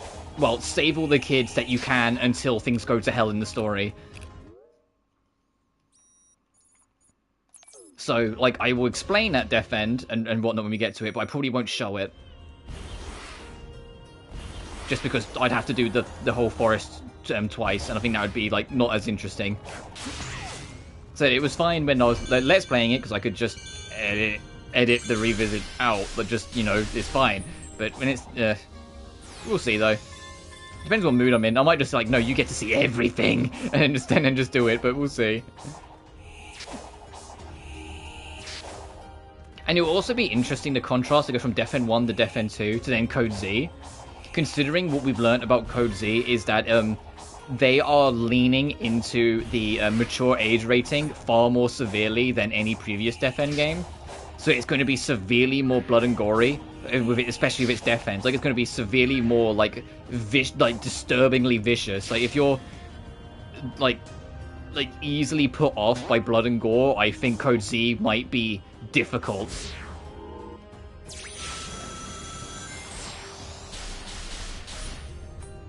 And for me, it's 100% definite request 4 times. North American, European, Japanese, and fair. Death End 1's grown a lot on me over the years. I've mentioned it before. When I originally first went through it, I thought it was just alright. Like, I enjoyed it, and I did platinum it, but I was like, it's whatever. It was when I Let's Played it. It was my second full playthrough of the game. When I Let's Played it, by the time I finished it, I was really in love with it. I think it's because it was my second playthrough, so I could, like, understand the details. Because you never, like, notice every single detail of the story on your first time round. I could notice more of the little things it was trying to do and what it was going for, etc., etc. That it just, like, it did more to pull me in. And what helped was that, you know, I was very much a huge part of the Death End community at that point. And so I had, like, a community of people that I could, like, theorize the story threads and whatnot, and then find out what was true, what doesn't get touched upon, what gets expanded on, yada yada, when 2 came out. And then have that discussion again for where we think 3 is going to lead. There we go. got me. It's like going to the WWE 2K games you went wrong. Yeah, but they just don't sound like fun platinums at all. Every time you're telling me, it's like, it doesn't even sound like they're even remotely worth the hassle. It's not like, oh, it's a big challenge, but it's something you can rise to. It just sounds like, hey, we're going to try and rob you blind, and if you don't like it, too bad, fuck yourself. And that's the platinum. Like, it just sounds like it's antagonistic, so like, why bother? Like, you got nothing to prove, and they're just laughing at the money they've made off of your stubbornness. My player trophies, Earth. Nothing will make me lose interest quicker than for doing trophies than online trophies. The only reason I ended up platinuming Sonic Generations is because its online trophies aren't tied to actually facing people. It's all just to do with leaderboards. You just have to upload something to the leaderboards and you get a trophy for it. Game. I was trying to lock on whatever. And I imagine Sonic and Shadow Generations, assuming it has the same list for the Sonic Generations half, it'll be like that. It just upload to the leaderboard. So the whole time the servers are still up, you can get the platinum even if no one's playing it. Because you have to I think you have to do the 30-second trial. And then you have to do just a time attack run on every single level. So they all get uploaded to the leaderboard. And then you're done. You might have to do a 30-second trial for all the levels, I can't remember. Funnily enough, I got them done super quick, considering they're called the 30-second trials. Where the gimmick of the 30-second trials is you're supposed to see how far along the level you can get within 30 seconds. And then once you do, it marks a goalpost down on it. And so everyone on your friends list, when they're doing the 30 trial, they can see your goalposts. So they have the target of trying to beat your time. Or beat your distance within the time.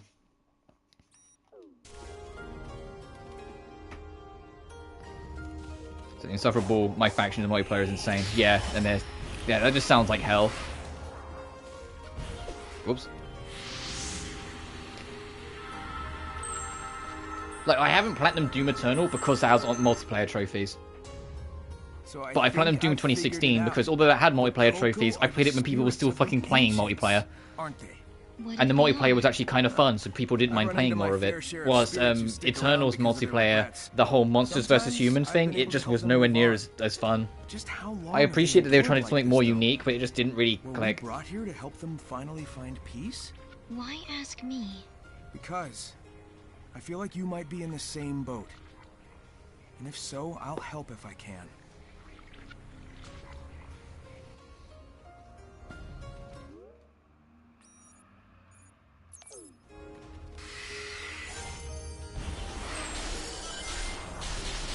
Oh, we're off it then, I guess. Oh, actually, I just looked at my experience. We've got enough to get Recovery Smash. I don't know how much we'll get to use Recovery Smash, because Recovery Smash by default equals, you have to get hit for it to happen, and we die in one hit. But the hit only counts if you touch the ground, so it might genuinely, save us in a pinch, but we'll have to see.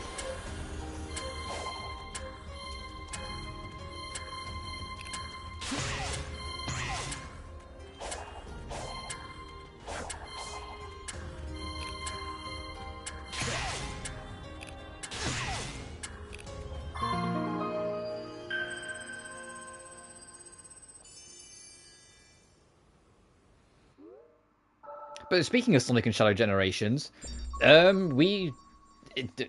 know what Jeff Keighley fucking thinks. We're pretty close to Summer Games Fest, and I'm pretty sure Jeff Keighley's going to make sure he has some Sonic stuff on it. So hopefully we're pretty close to another trailer. Because it's been months.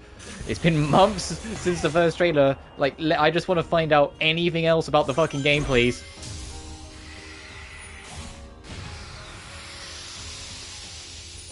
Or a vague idea of when it's coming out. That would be nice too. Because we know it's just supposed to be autumn, but that's all we've got. It's when? That could still be November,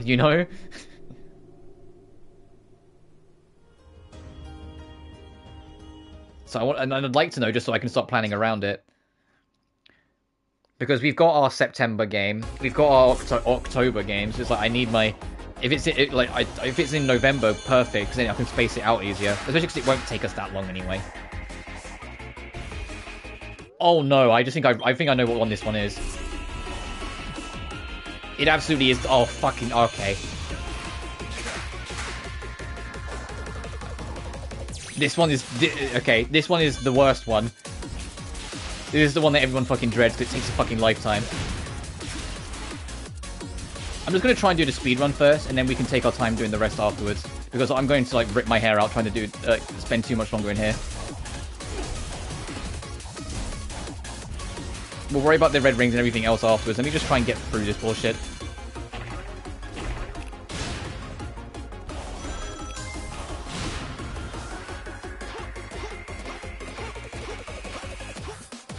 For some reason I thought this was on the next island. It's not, it's on this one.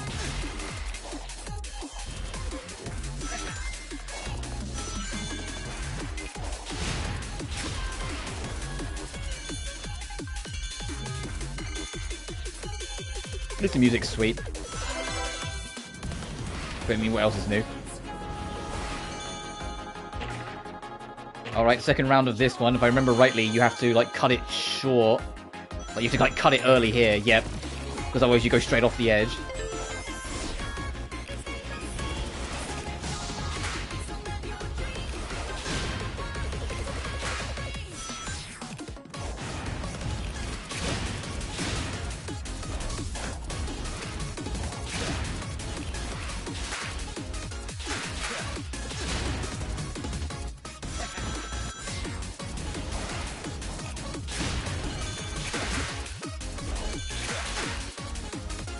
We'll get this whilst it's here.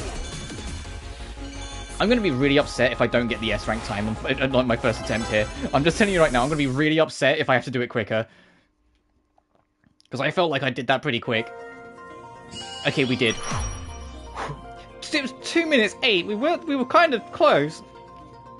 Alright, now we can go through it more casually. We just need to pick up all the red rings. Wait, or the first two, because the third, fourth, and fifth kind of just right in front of us as we went. And I won't skip as much so we don't miss it, just so you can kind of see, like, just how, like, technical this level is. I said, when you're not going for, like, all the challenges and whatnot, this level is pretty fun. It's just when you are, this level is, like, so unnecessarily stressful. Because it just goes on for so long. Right, yeah, they were the only ones we were missing. Now let's get out of here. It means I have to do the whole level again, but that's fine. I think on my blind playthrough, I was genuinely here for like a solid like half an hour. I feel like we was here for ages.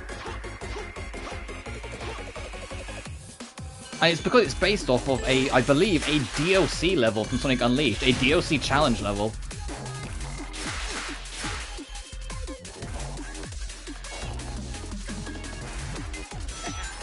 I want to say it's Spagonia one.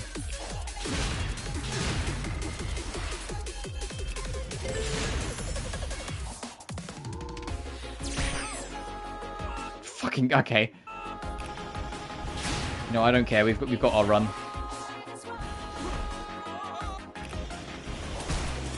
All right, Sonic didn't cut into a ball then. Right, I forgot sometimes he just doesn't do that.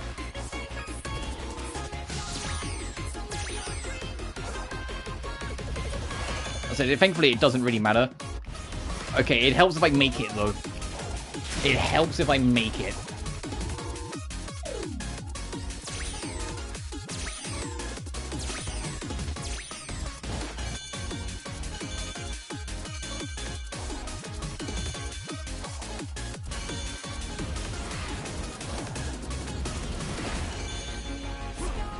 Okay, too soon. Fuck.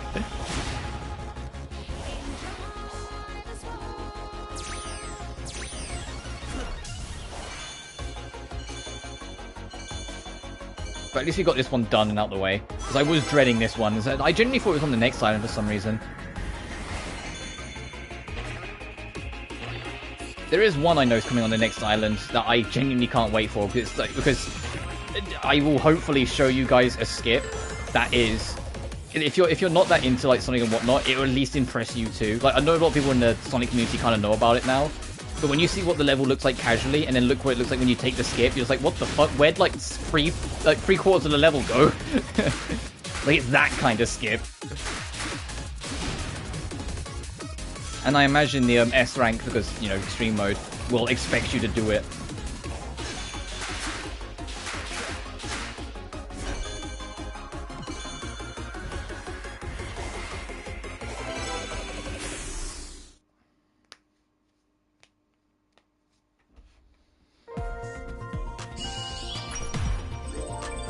We've got all our challenges done. Let's get out of here. I'm glad there's no challenge that says do all of them in one run, because I think I would struggle a lot more. Some of these would be really insane to try and do.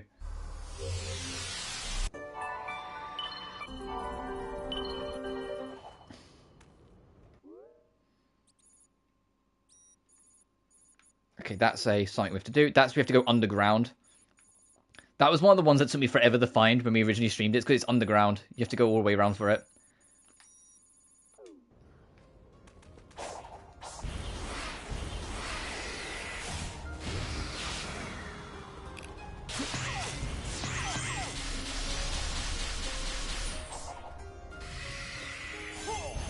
But in my spare time as well, I have been making more progress with some of the platinums for like the Metal Gear Solid Master Collection. The only one that I'm probably not gonna... I say that, there's a good chance I won't platinum MGS3 as well, it depends how I feel. But the only one that I'm pretty much not going to is MGS2. And some of the trophies for MGS2 look like, just like, I don't love the game that much to do it. Some of them seem really annoying. I say that MGS1, I some of them in the Master Collection I was tempting myself to double dip on, and like the classic Metal Gear one, I might double dip on that one and get PS4 and PS5's platinums, because you know they're easy enough to do. Metal Gear Solid, I was like, yeah, I'll double dip that one. That trophy looks hella easy. And then I started working on the VR one, and I realized, although yeah, it's easy, it's also extremely time consuming and annoying as fuck.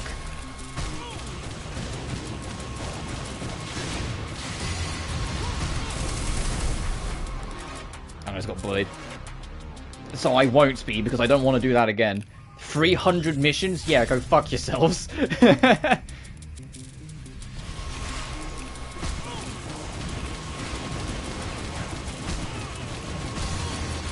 Oh, it's not letting me do recovery smash, damn. Maybe you can't do it in hard then.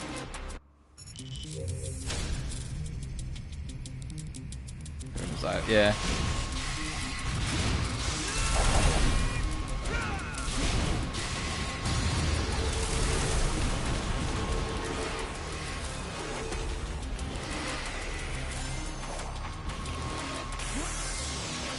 It's not what we wanted to do, but whatever, game.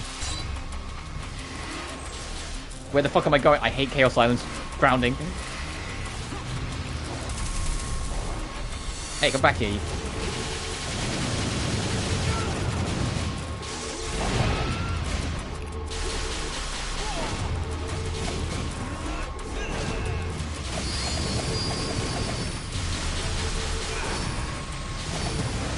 There we go.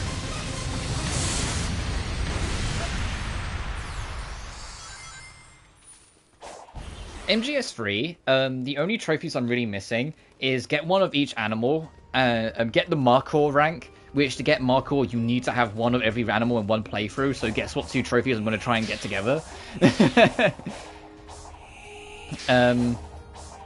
Get all the Snake Eye things, which is holding R1 in all the secret, in all the cutscenes, but that one I'll do when I eventually Let's Play it probably, because I've been skipping every single cutscene because, you know, I've played MGS3 a million times, I know the story.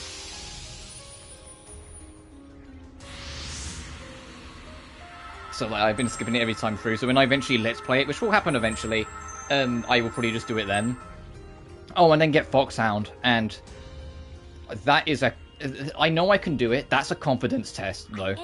It's not like it's not a matter of like it's hard, it's a matter of it's a confidence test. You have to believe that you can do it to do it, because it does take a lot. When you read what the requirements are, it is intimidating. Oh, so... Because you have to speedrun the game on extreme difficulty with no alerts and no kills.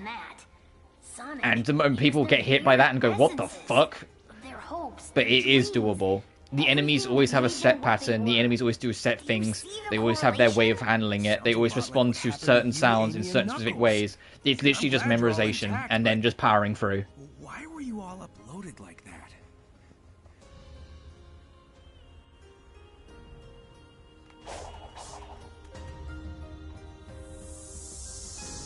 But my decision is that if Foxhound becomes the only trophy I'm missing, I'll do it.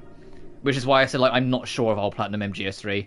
If it's the only trophy I've got left, I'll try and do it. If there's, like, it takes me forever to get Markor done, or I can't be bothered to do the Snake Eye challenge, or whatever. Like, you know what I mean? If there's, like, other shit to do, then it doesn't really bother me. But if it's the last man standing, then I will dedicate some time to try and do it. I said I will almost certainly have a guide on standby with it, like, just to try and make sure I hit it. I can't remember how many saves you're allowed, because, like, the amount of times you save also affects your rank. So you can only save so many times. But I would just lean on a guide and be like, oh, it'd be like, oh, save before this section, or save before this section. And if I wanted to be really cheeky about it, I don't know if it counts against you, but I'd have to look into it. I could skip the end fight by just advancing my clock 8 days.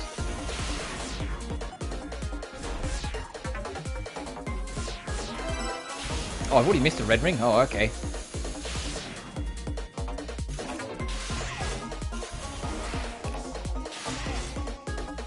Oh, I just missed another one. I saw that one. You have to dodge that spring. And another one. Oh, okay. We're going to be doing this level a few times.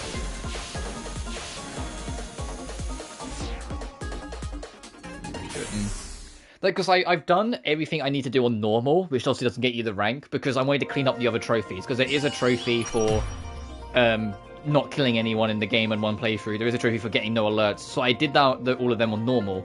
And to be honest, outside of, like, the very last section of the game where you got to protect Eva as well, I thought it was kind of alright.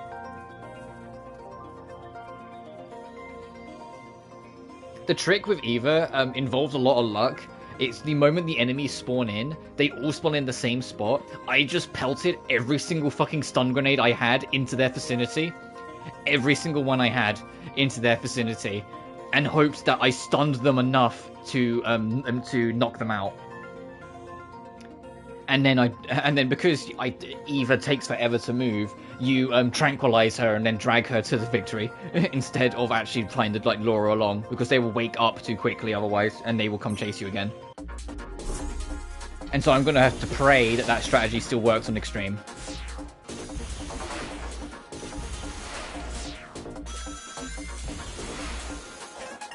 Okay, that's the first ring. I need to get actual rings normal.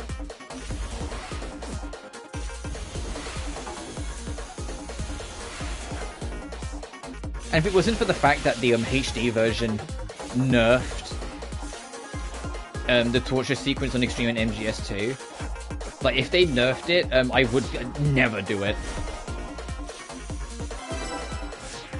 It's the one I'm least likely to platinum, but I'm not going to say never on it, just because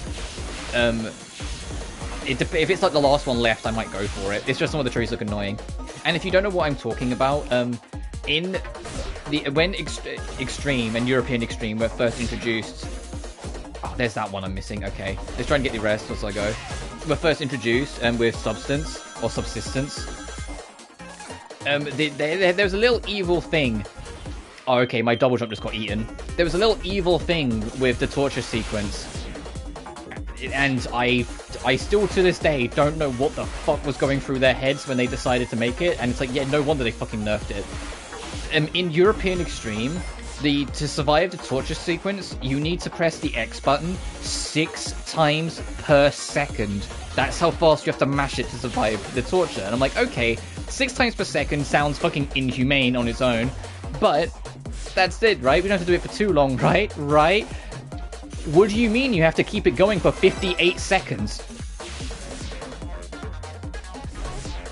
58 seconds straight of you mashing the X button that fast?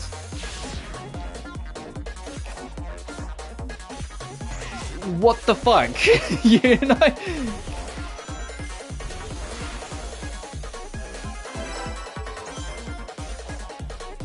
No, that's enough to give you carpal tunnel. That's enough to, like, permanently damage your joints. To, like, mash that fast for that long. That will hurt you so badly.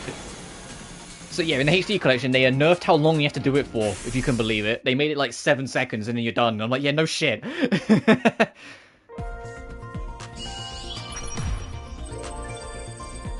Intend to do both Sniper Elite V2 and the remaster as a PS5 copy. Oh, fair enough.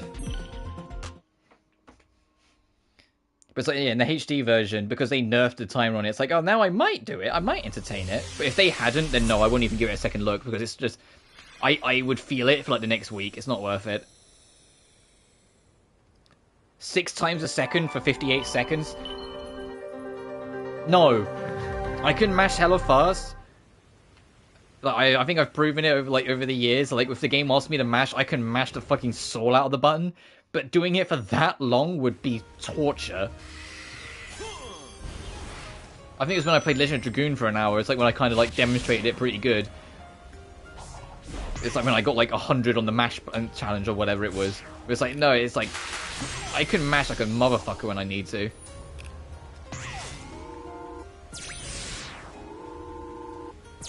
Friday, I'll be doing those games. Yeah, fair enough.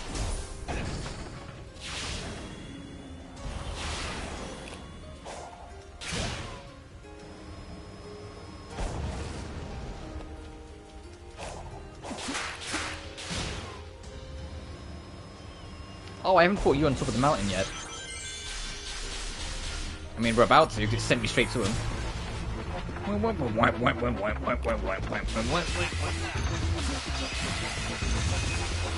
Let me back up, because trying to charge something up.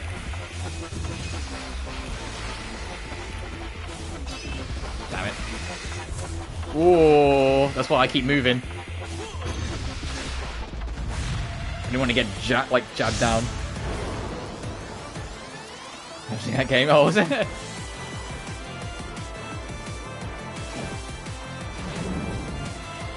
I genuinely felt really bad after that stream that game just really wasn't for me.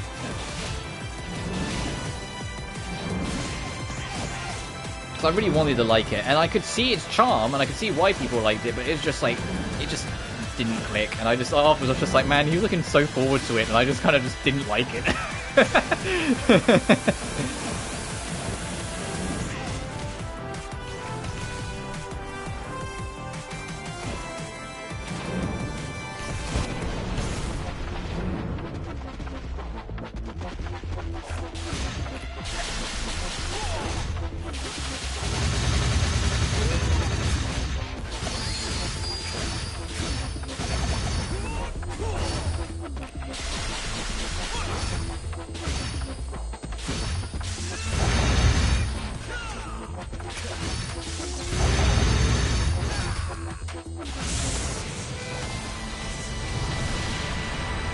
Wild Arms. Oh, I'm so sorry that the developers that made Wild Arms were also the developers that made Legend of Dragoon, and I could fucking tell.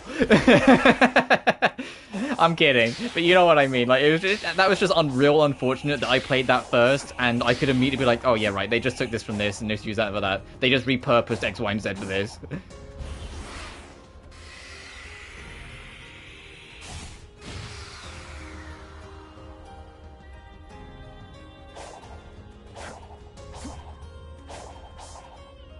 But it is what it is.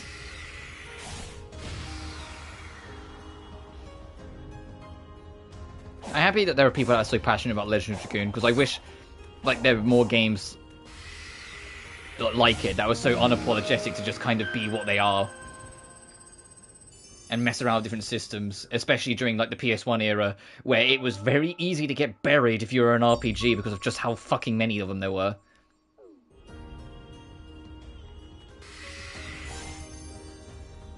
Like, even franchises that weren't RPGs had an RPG spin-off on the PS1. Like, it was that prevalent. Like, everything was doing fucking RPGs. Like, what RPGs were to the PS1 generation were what fucking FPSs were to the PS3 and 360. It was like everyone did a fucking FPS eventually. And only a very small handful of them survived, unfortunately. Which is a shame, because a lot of them actually had some pretty cool and unique ideas within them that I wish persevered.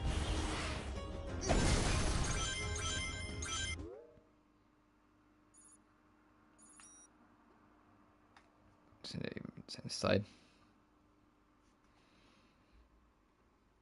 The biggest thing with the PS3 and 360 was the fact that like that was the generation when Halo was in its prime. That was the generation when Call of Duty completely fucking took off and become the juggernaut it is today. That was the best years of Battlefield. That's what I mean, like because all of them were doing huge fucking astronomical numbers all the time. Like, remember, there was a point in time where Halo 3 had over 1 million people active in its server at once. I can't think of a game full fucking stop. Not even Fortnite has 1 million active players at any given time. You know? Like, that was the sheer power that, like, you know, like, FPS had. Like, Call of Duty, every Call of Duty was guaranteed, like, 70 million units sold. But because, you know, they were making those numbers, every single other developer under the sun was like, I want that money. And so we got a shit ton of FPSs. And some were alright, but good luck finding the ones that were alright, because there were so many of them.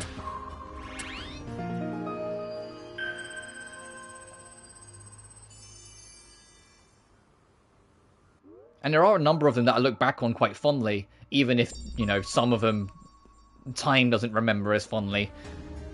You know, they've kind of just faded away into, like, time's gone, but I still love them for what they are. I mean, yeah, there were a few that broke the mold, but even then, Spec Ops: The Line didn't sell well at all. It got completely buried, unfortunately, because a lot of people, when it was making the rounds, assumed it was just going to be yet another war shooter. And although that's technically part of the point, like, it lulls you into thinking it's that, and then it reveals its hand of how monstrous everything is and what it's talking about, but still. Oh right, I forgot, it's got the fucking fake wall, the invisible wall, because heaven forbid you explore too much.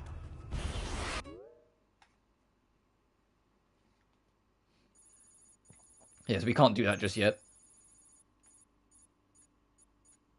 But I say that Spec Ops: The Line eventually got a real resurgence in interest. The moment more people actually started figuring out what was actually going on with that game started like become like a bit of a sleeper hit in the background. Unfortunately, it was just too little too late, I fear. Like, it just didn't do enough to kind of like continue.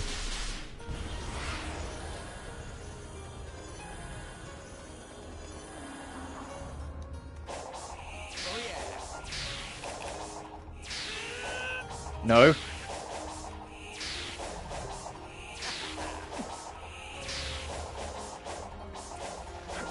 But unfortunately, money is what makes these things happen.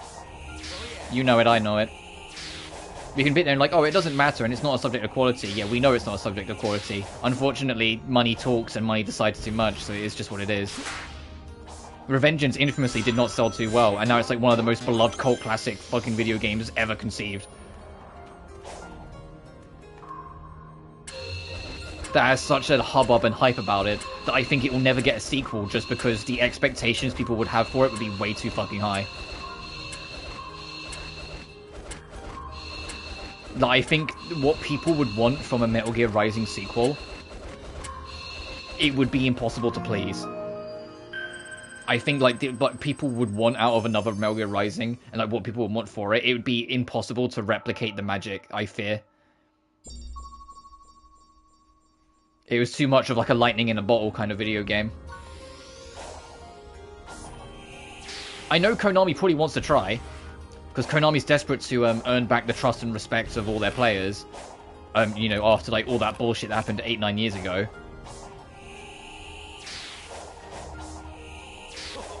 But I just don't know. We'll just have to see if like if the stars align or what, because I just don't know. I know Platinum Games are up for it. In fact, when it was the 10th anniversary of Metal Gear Rising, every single one of the original developers that was involved in the project and the original composer all during the interview said about how they really want to do another one. Like the entire original team is up for coming back to do it again. All of them. And it's just like, they're not going to be like in the mood to do this forever, Konami. Fucking get on this. Come on. Let them make a sequel. If they've been like itching and like to do it for like years now, like let them fucking do it, please. Even if it's not the same as MGR1, like, I'm sure people will still like be happy with it as long as like that it even exists. Ow, fuck! Oh, I wasn't paying. I was reading chat. Yeah, but unfortunately, sales is the end-all decider of everything. Which is why, like, it is just what it is. We can sit there and be like, oh, it doesn't affect quality. And it's like, no, it doesn't affect quality, but it does affect survival. It does affect the public perception. It does affect everything else. Tragically, it is just the nature of the beast. I mean, I say that, sometimes even games that sell well don't fucking survive. Fucking Tango Gameworks. So, what do I know? Sometimes games that do, like, you know, super well and everyone universally loves them, Microsoft just shows up and goes, yeah, you know, we're going to close that studio down anyway. So fuck me, I guess.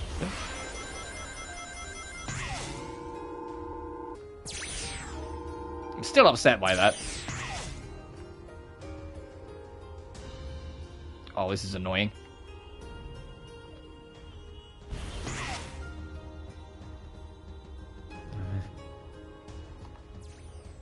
Hi-Fi Rush did insanely well and everyone loved it, and then Microsoft went, you know what, fuck you, and shut down Tango Gameworks anyway. Same.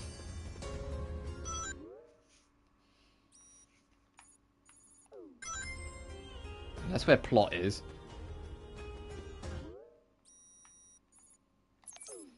And you know what's worse is that we found out behind the scenes that the reason why they were closed down.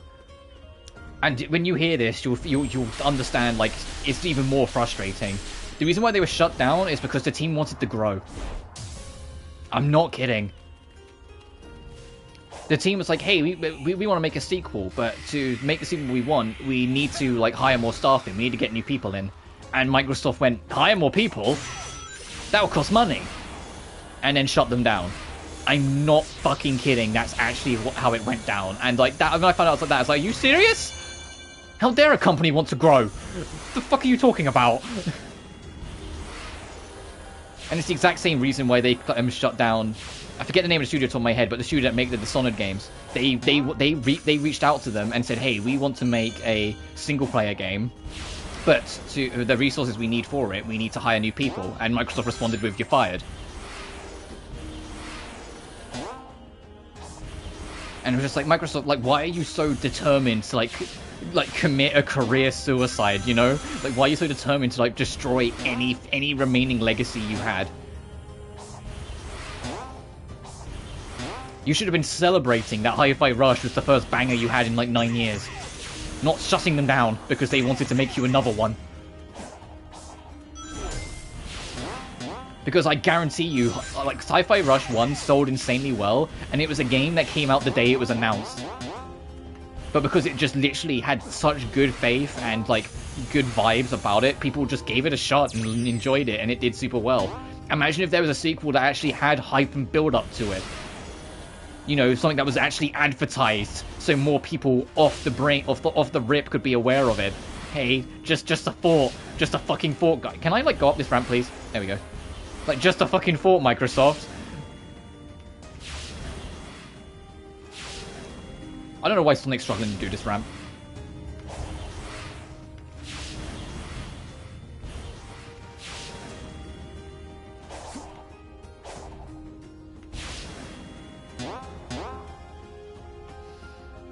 The thing is, I won't be blessing in disguise. I mean, I ultimately dread it, personally, because it will give Sony and Nintendo more of a monopoly on the market than they already have. Which will just lead to them just getting away with more greed. Which they already do and get away with way too much, you know? Like, they're absolutely, they're absolutely going to try and push, like, $100 games soon. And shit like that, and it's just like, ugh. The only thing that, like, is good, but more for the players, in that sense, is, Did you figure something if it means more of their titles going, going onto other platforms, that's good for the players, just because, you know, more people can play their games. You know, like the rumors of Halo going multi-platforms, like, that's just good because more people can play the game. Cyberspace, we're in a kind of standby mode without the emeralds to power them. Once the power supply was restored, though, someone would have had to boot up the systems and get them running. I mean, technically, the Nintendo are the ones that are winning. Sony only have something like two games, like two first-party games over the past decade that broke 10 million units, and Nintendo have like 12 over the same time span. Like they are literally making way more money than Sony is, and Sony's supposed to be the one that's like, you know, doing the best of the industry in a lot of people's eyes. You know, if you ignore Steam, like in terms of the console market. Like, almost every Nintendo first party has sold millions and done insanely well, even like the smaller ones.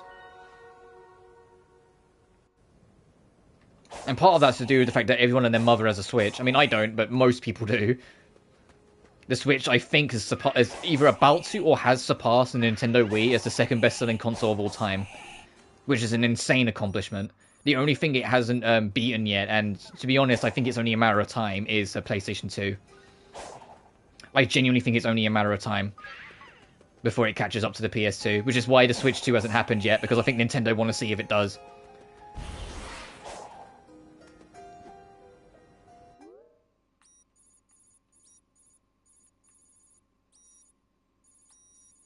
Next Chaos Symbol's over there, so we do need to get over there.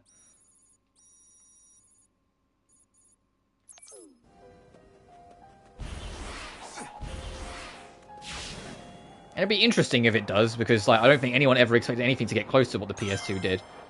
Especially because the PS2, part of the reason why it did so well wasn't just because it was a great game console. It was because it was the most affordable DVD player money could buy when it first launched. So people got it for that as well.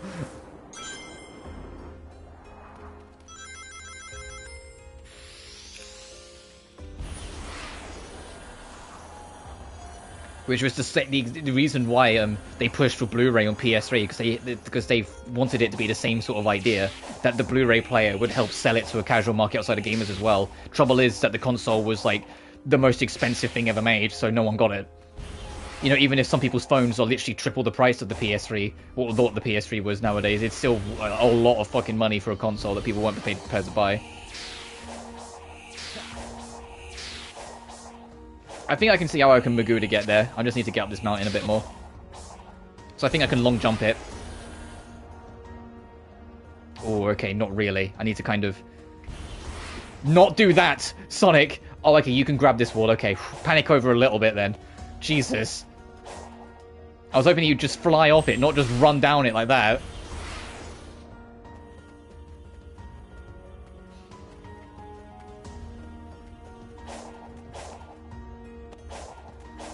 You know, let's listen to some different music. We've been listening to the same track for a while. Ooh. Yeah, fuck it. Fuck it. I didn't realize we picked up Live and Learn when we put up all the music we've been picking up.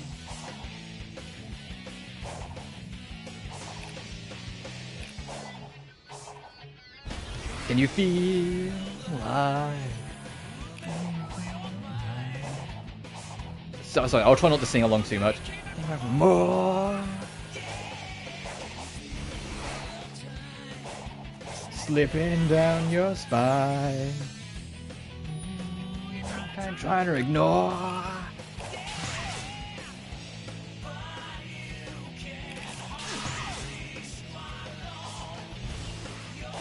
Hey, Paramount, if this song doesn't play in Sonic 3, fuck you guys. I won't do anything because you're like a multi-billion-dollar company, but I'll be really upset. The perfect way to end off the trilogy is to play this iconic song, especially with Shadow the Hedgehog being in it. I don't make the rules. Sonic 3 has to have Live and Learn. I think our little bro. You borrow. If they remaster or port SA2, when I get to the Final Hazard, I will absolutely sing along there, because it part of the reason why kids love Live and Learn so much, like the kids that grew up with Live and Learn love it so much, is the context it plays in. It's not just the song itself that makes... The song itself is fantastic, but it's not just the song itself that sold it. It's the fact that you're fighting this giant space lizard trying to force a giant space shuttle to crash into the planet as a last-ditch effort to kill everyone. And you're there beating at it to try and kill it before it does it. and force its corpse out of the way to then stop the satellite. Like, it's the intensity and the craziness of the situation, whilst this is blaring out at you, that just makes it so powerful. That just makes it stick with kids, because like, you're fighting for fucking everything, you know? Like, it really feels like you're, fighting at the edge.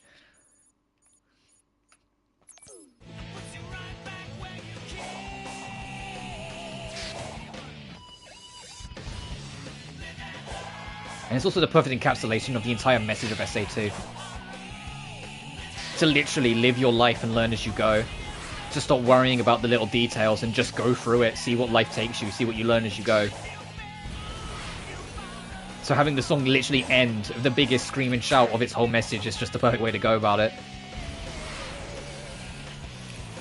That's the thing I miss so much about Sonic songs, and it's one of the things that made me so happy with I'm Here in this game. Oh, fucking that riff. Was that they brought back the fact that all the songs actually have, like, a genuine message for the kids. They aren't just 6 songs. I mean, they are fantastic songs, but there was something there.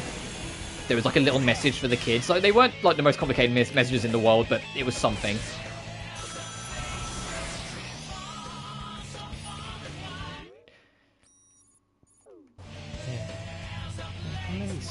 Your dream will never die. Hold on to what... Oh, it's gone. Hold on to what if... There it is.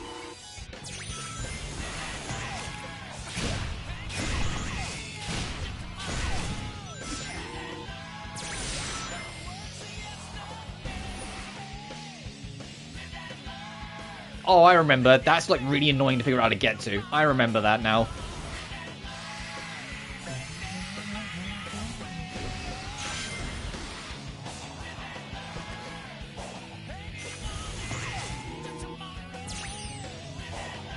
I just, in my lifetime, I just want Crush 40 to do one more song for a mainline Sonic. I know they're not going to be around forever and all that stuff, and they've got some amazing new singer and songwriters and composers in Sonic Team now. I mean, this game is literally a testament to that. The music in this game is phenomenal. But just one more for the road. That's all I ask. Because all of them are in their 50s now. Just one more for the road. Let them send it off. I know technically Live Life, when that came out in 2009, is technically their send-off song. But still. It's the only thing I ask. It's just one last ride. Because Greenlight Ride was fun, but it was for a spin-off, and it kind of didn't really do it for me in the same way as some of the others.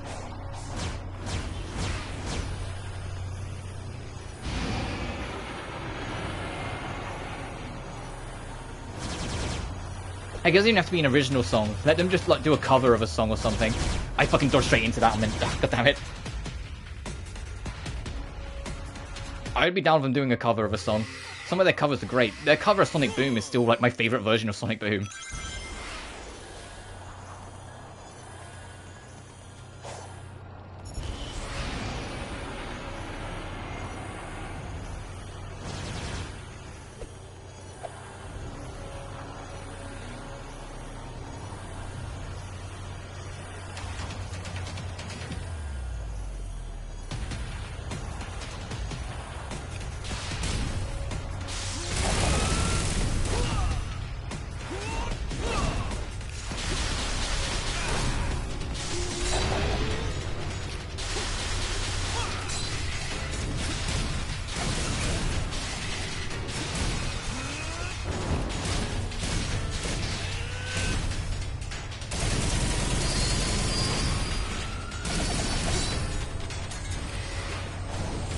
Going again, yep. Damn, I was going to try and get me one sequel, but he kept them guarding.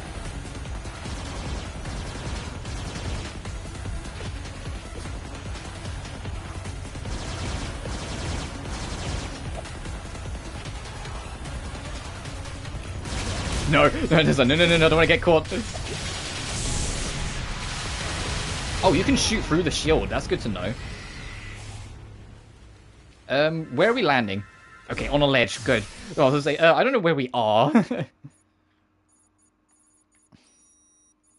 Oh, that wasn't even that boss.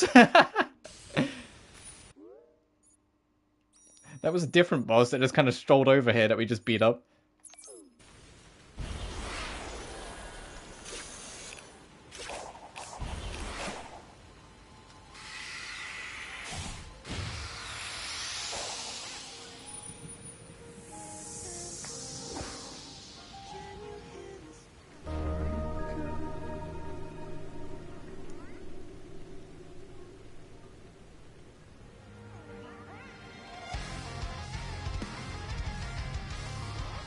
Sorry. So I need to hit the opening riff for a second, and then we went on. Oh fuck! Is this the drift? Is this the drifting one? Fuck yeah, it is. Okay. Alright, here's a trick for the drifting one. Don't do it. Jump over the drift panels every time, because the drift mechanics in this game suck dick. Oh, fuck.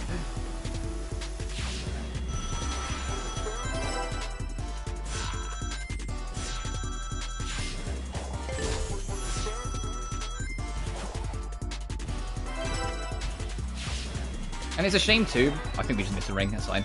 It's a shame too because the drift was fine in Unleashed, and every single game since Unleashed, the drift has just got worse. To such an extent, you can't even naturally drift anymore. You have to like touch a special boost pad to do it, and it's just so weird. It's like, how did this happen?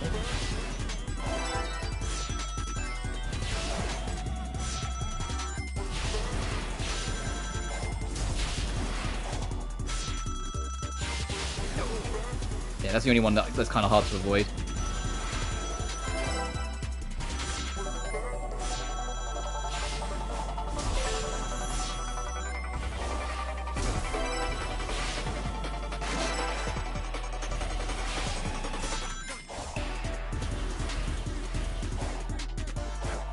Don't want to get caught again, so I'm doing like cheeky dashes. Hey, wouldn't it be nice if I got every single thing in one go? Thank you. To be honest, I think skipping the drift panels helped make that so fast. Alright, we got that one done. That one's easily the worst cyberspace level in terms of just enjoyment. Because the drift just doesn't fucking work in this game, unfortunately. So it's genuinely super weird how the drift got worse and worse as the games went on. Because it genuinely worked fine in Unleashed. The only thing that was kind of unruly in Unleashed is if you boosted mid-drift, but that's on you. If you're boosting whilst drifting, yeah, of course you're not going to go exactly where you think you're going. You know?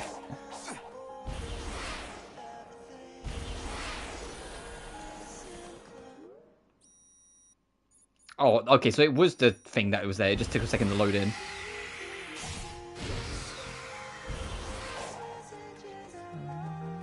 There we go.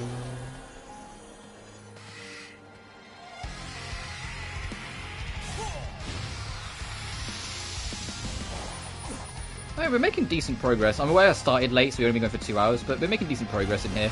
I wasn't sure if we was going to finish Chaos Island today, just because Chaos Island, other than being the most annoying one, is also the longest, but we're doing okay.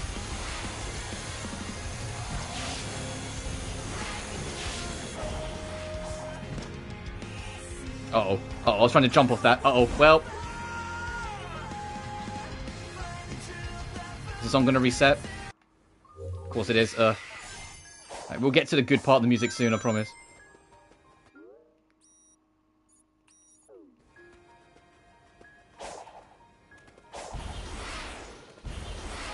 I need to remember how I got up there. Because I remember we were stuck here for ages, and like I was trying to like boost trick off of this to try and get up there. I spent like ages trying to do it. But I remember like you had to go like around, and there was like something you could fling off, and then like you went onto that spiral over there, and then eventually you could get over to this. Let me just start looking.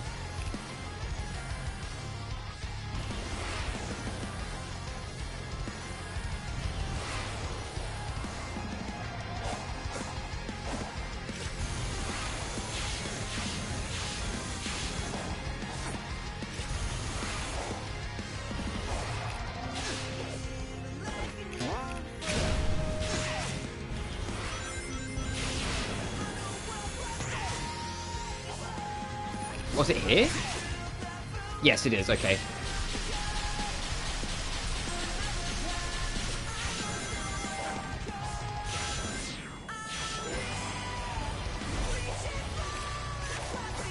No, no, no, I want the music. I'm trying to get up on this ledge so I can long jump for it. It's... oh, just another movement track. Okay, that doesn't matter too much. Once I love what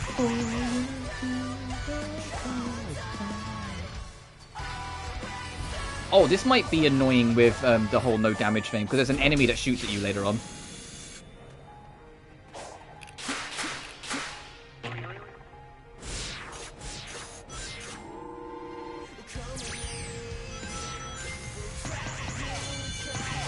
There, yeah. Fuck, I immediately hit the laser. It didn't even matter.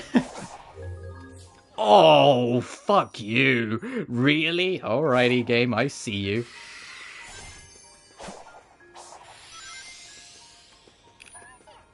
Checkpoint me way the fuck over here. I'm gonna put on a different song because we're gonna hear it a lot. I need to put on something that's easy.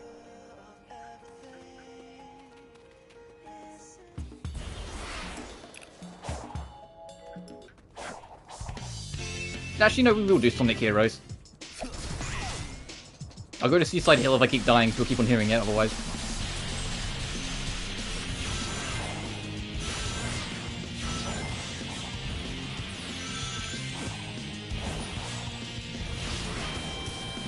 What comes up must come down. Don't touch the ground.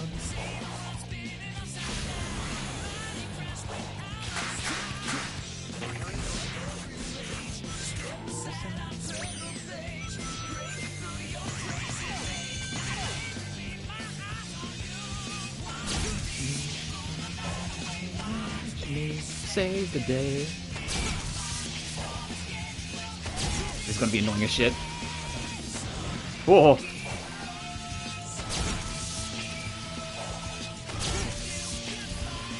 Get me out of here. Oh, the last laser? Are you fucking serious? Come on. The last one was just gonna be a little tap on the butt as I went round. Ah. Oh, at least. Ow, fuck. Was it at least the game, like.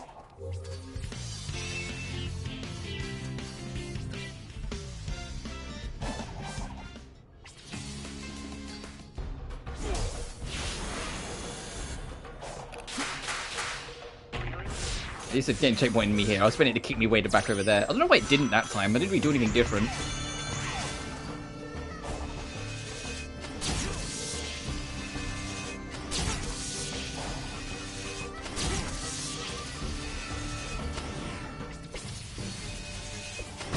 Fuck. I was trying to reset my I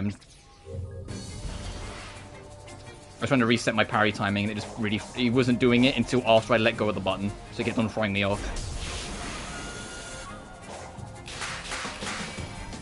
But I was right in my assumption that this would be more annoying in Extreme with the whole insta-death. But it's been a while since we've had something to challenge me whilst I'm doing this, so it makes sense.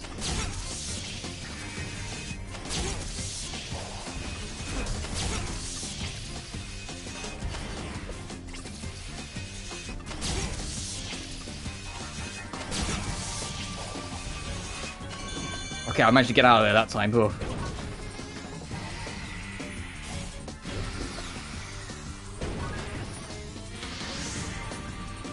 You know, of all the Sonic 06 music they pick for like the level themes and whatnot, I'm genuinely upset they didn't take the ice level theme. If you've never heard like the Arctic, I think it's called Arctic Base. No, that's Aquatic Base. I think it's something else. But like the Arctic level or the snow level, the theme for that level is a genuine bop. It's so good. In fact, during this cutscene, I might quickly try and find it and chuck it in the live chat so you can hear what I mean. It's a genuinely fucking fantastic track. All of the ancient technology is networked to cyberspace. If I can get it back online, we can maybe get some answers. Whoa!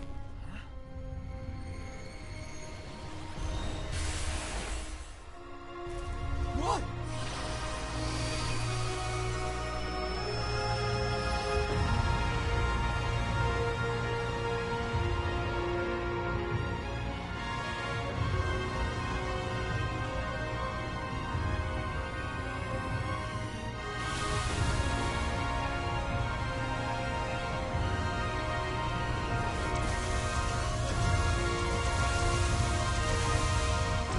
found it as we watch this. Hey, can you tell they ran out of money cutscene? That fucking track rips. I love that track that I just put in the chat room.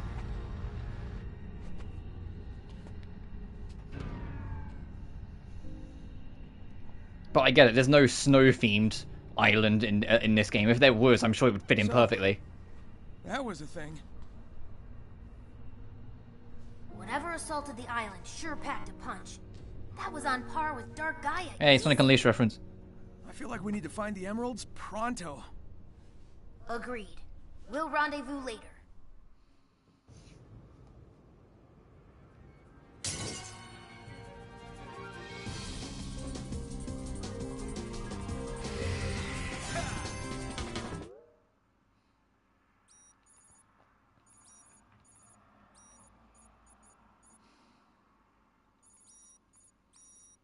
Because we can't get this one yet, because this one's not actually there. It's underground. You have to find a tunnel system. And I can't remember if it's to do with the Death Egg Robo that's here, or like it's over here or something. I should probably look around. Actually, let's get over there and then we will look around.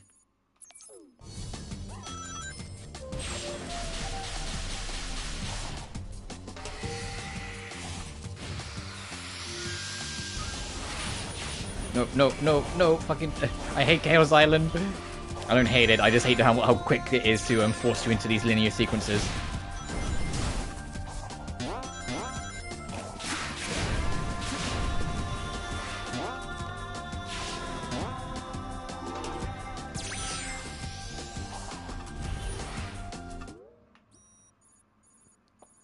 Right, we're trying to get the fuck out of here, so north. I'm also surprised they didn't chuck in Crisis City. Oh, hey, Tails, I saw that. It took me a second to register it, but yeah, there's Tails here, hang on. But I get it, if they chucked in like Crisis City, would it just be the first movement, or would you add all of it? Because for those who don't know, the Crisis City theme in 06, it isn't just like, you know, like the Act 1 and Act 2 tracks. It's actually one giant track that's split into movements. So the 4 different versions of the theme you hear in 06 are actually just 4 chunks of the same fucking track. First strike position, huh? I mean, those and that's genuinely like just really cool, and I wish they did that more often, because it makes it feel like it's one long flow, which it is technically. Like, you have the first section, you have the rail section, you have the, when you're in the midst of the windstorm section, you have the tornado, that tornado is carrying a car section. I have this other one.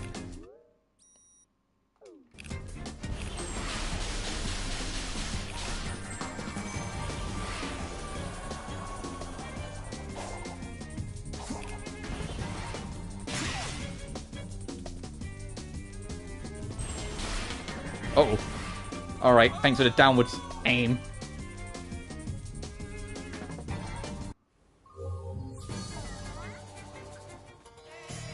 Oh, fuck yeah. Alright, we'll rock with this for a minute.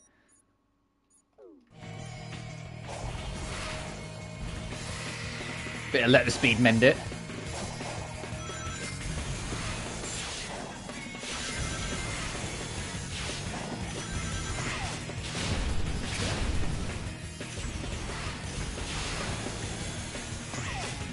Hey, we're doing a spin-off game based on the Arabian Nights. It's gonna be like the worst Wii game ever made. Hey, you don't have to go too hard on the soundtrack, the composers.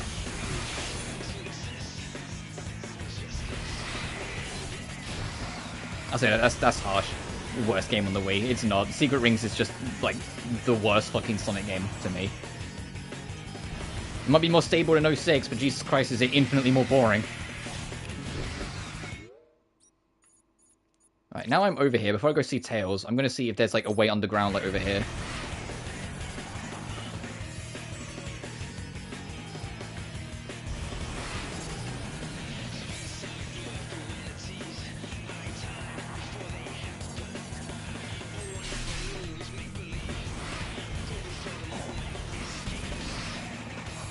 That doesn't look like it. Have I done this one? Oh wait, it's a tick, so yes I have.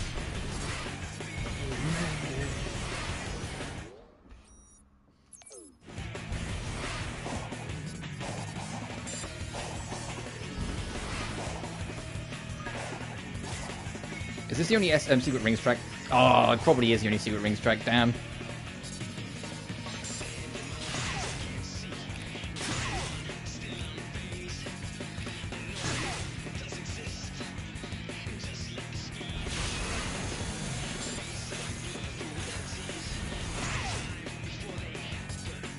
We're not going to get any who's going to rock this place.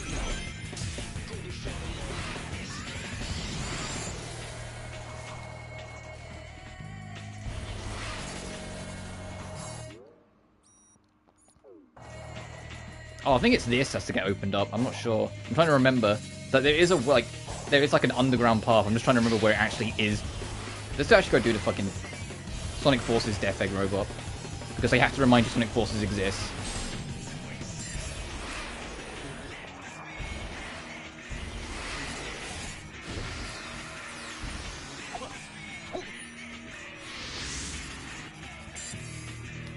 Look, it's an assault model Death Egg robot.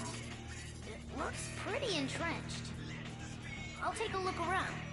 Let me know if you find anything. No one sees something like this every day. These things are tough to take down, even for me. Wonder what took it out. Maybe that ghost girl. Hey, Sonic. I don't know if it's actually ever like established what actually took out the Death Egg assault robots. Well, let's see what Eggman was trying to do with this thing. Because it wasn't the ghost girl, because Sage works for them. So it probably was just like the creatures of the island. Oh, this we do the hacking minigame? Hey, you better learn how the hacking minigame works, because it's what the final boss is going to be.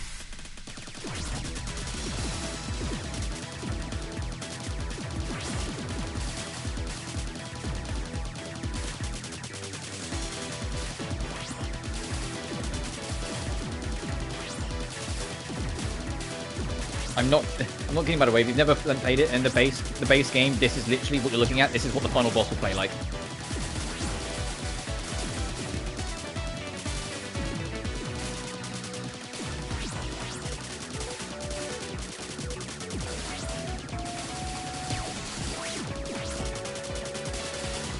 You alternate the bumpers. L1 is light shot, R1 is dark shot.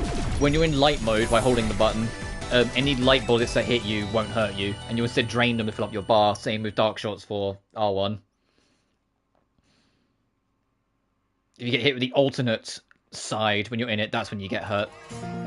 It still said I had 2 lives there, like, for it, so I'm hoping that it will be the same difficulty on hard in this, because trying to do these without getting hurt sounds like hell. The final boss is pretty damn long, as is, to try and do that, like, as consistent as it asks.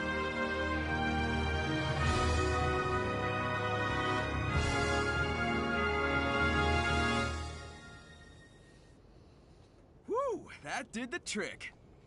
Yep. It revealed a subterranean pathway. And then the music comes back. Be careful, though. Be careful, Sonic. Sonic, have you got a music player on? This is a pretty serious mission. What are you doing? Well, no, nothing. Don't worry about it. Thanks, buddy. I'll see you later. I can't remember. Did we pick up a, Oh, we did pick up a Black Knight track.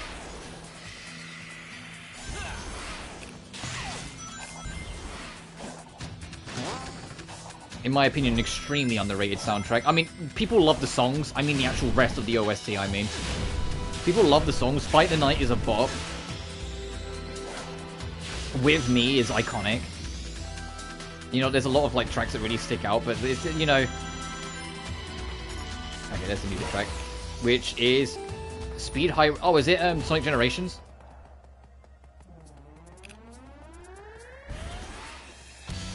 Yes, it's the Sonic Generations mix, okay. Oh, whoops.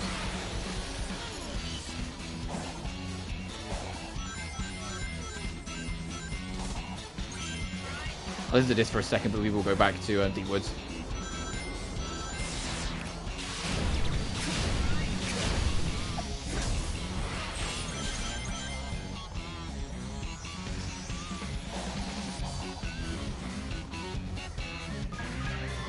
Is there anything else down? Okay, no, we can't just proceed through. Because we've got the big zap module over there. Up and down and all around.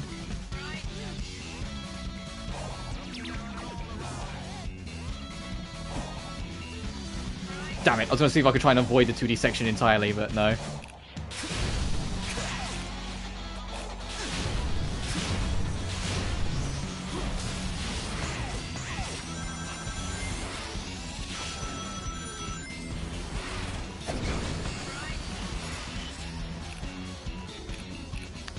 Oh no, we can't. I was gonna say, do we have to fight these guys?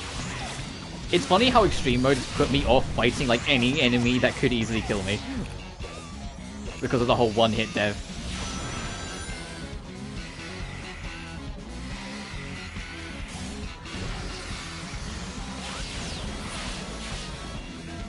So I feel like there's hazards as you go up here. Yes.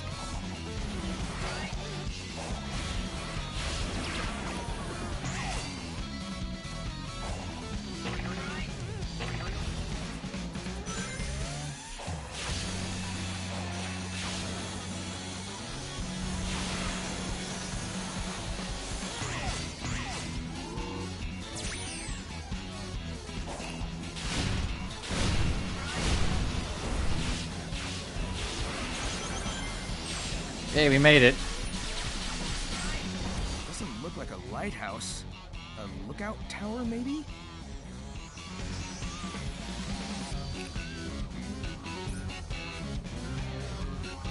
We've had our fun. Let's go out to deep woods.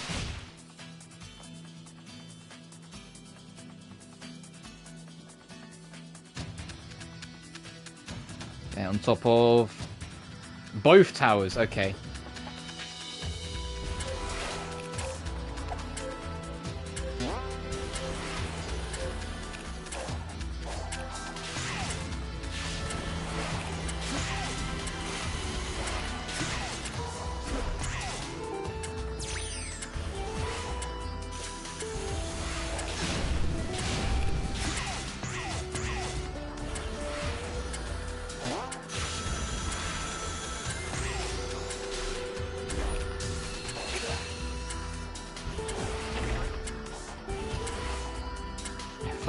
Fuck the wall jump gimmick. Just scale over it.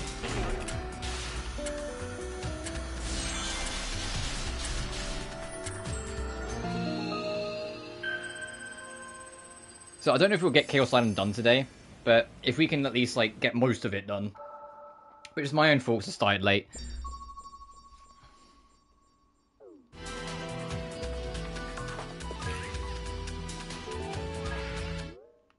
But I also, like, I'm still a little tired. Work was hectic.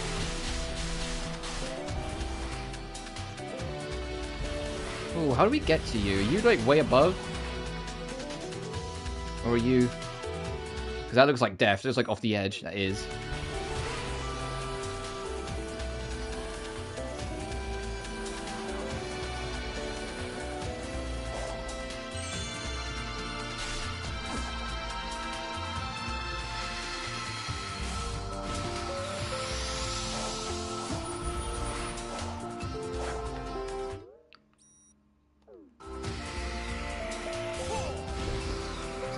I remember this, because I remember when we were first going through all the music tracks, I thought it had to be along here somewhere, so get them like jumping off to the side, and it wasn't.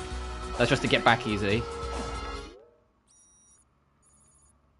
I have to figure out where you are in a minute. Let me just get this.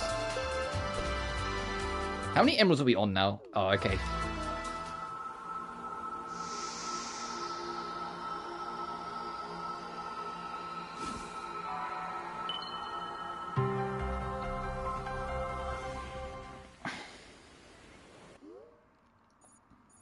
I think all that's left is the tail stuff then. Right, let's see if I can try and find out how to get this last Coco.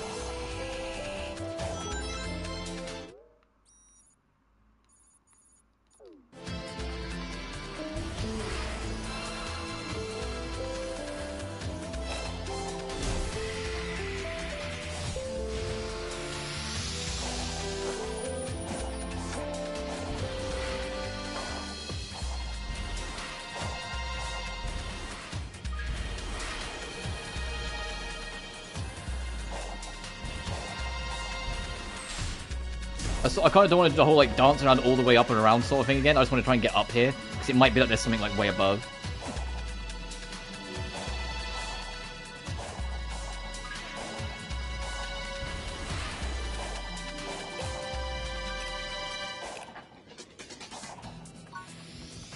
Oh, of course, it locked me into the perspective when I got here. Great. Fine.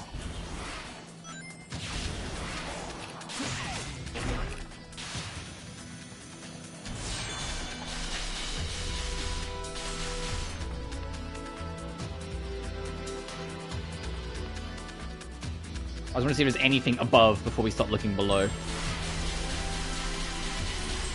There is. Aha! Where do you fucking start from? There is. Where do you start from? You need to follow that back round.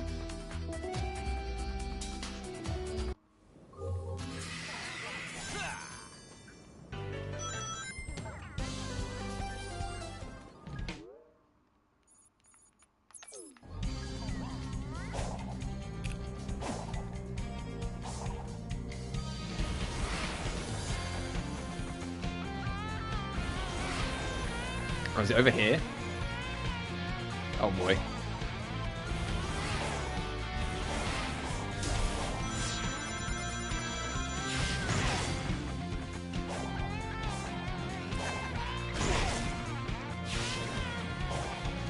Oh, if you like squealy guitars, like guitars that really like scream out their soul, you'll like this remix of Emerald Cossack too. There's a little bit later on where it like something in its soul screams so loud.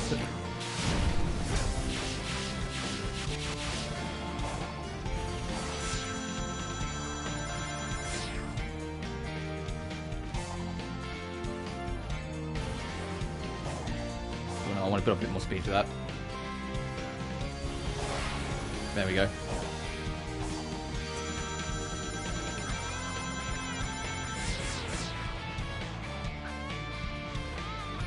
Gotcha.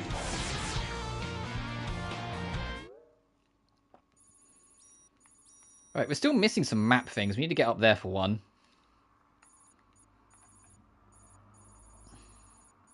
Oh, we still haven't gone back over there. We need to lower the bridge, but Tails isn't up for doing that yet. And there's all this down there. Oh, fucking hell. I forgot how big this island really is. We're getting there, but it's huge.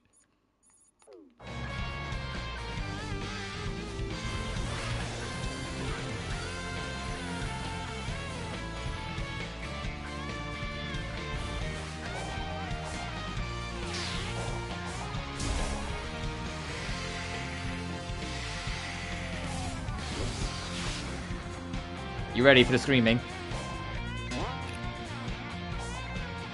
Oh, is it not this time? I know it's coming.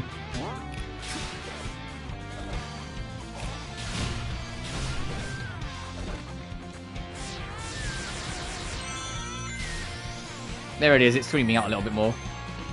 It gets much higher pitched.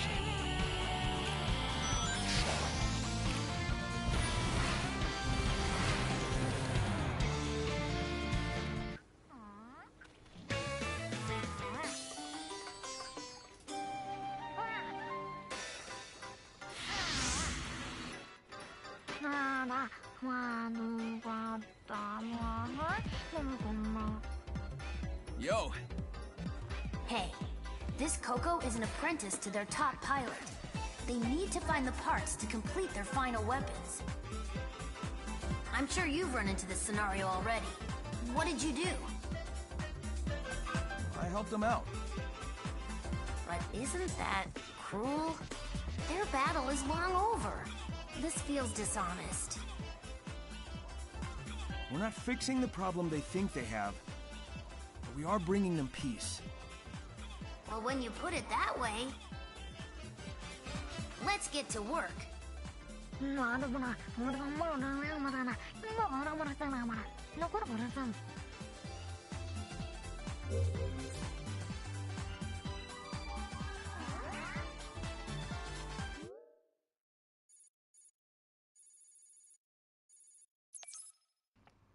I'll stop by him first and then we'll go.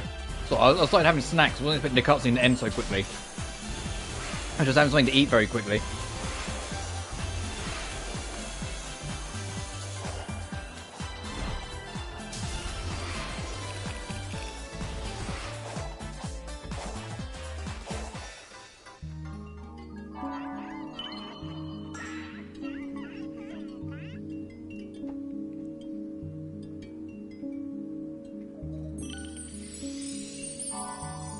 Nice.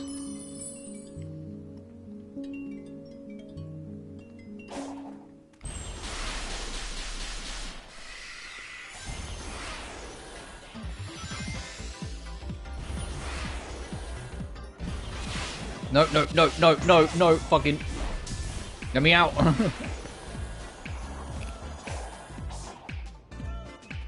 I hate what I mean is it locks you in as every chance it gets. Like, oh no, I fucking hate this song. Forces has so few good songs.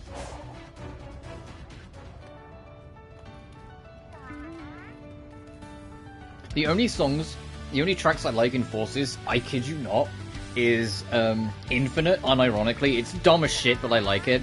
And Final Judgment. I think Final Judgment, the first part of Final Judgment, is genuinely good. And I like the final boss theme once you're on the other side of Phase 1. Phase 1 is fucking arse. It's awful. We need a few more pieces, but we're having trouble finding them. Gotcha. Be right back.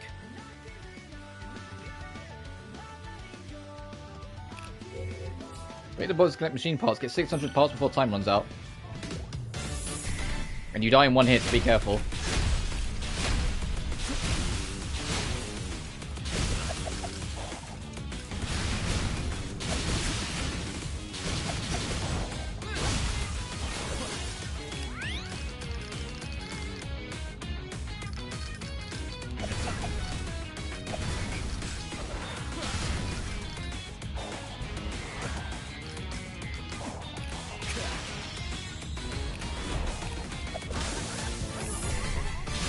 Well, to be fair, game, I wasn't expecting to shoot over it like that.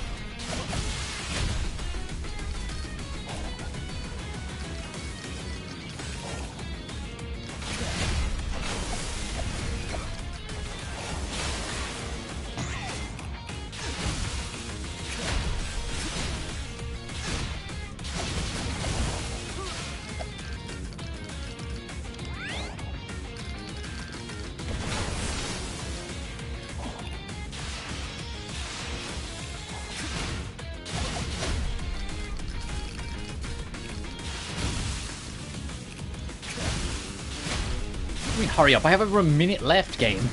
It's like, oh, hurry up, it's scary. Oh, shit!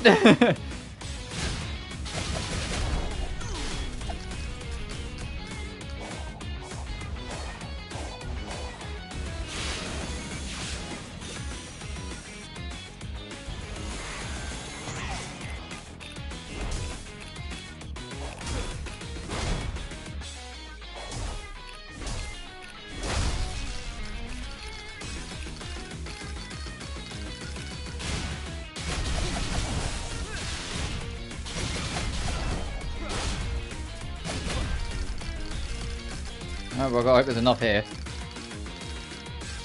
Oh, I think we're good. Yes.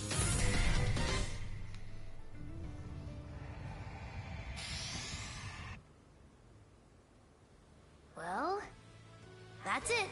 The canon is complete. And the happy music kicks in again because it's what I set to. Whoops. Did I get the wrong parts?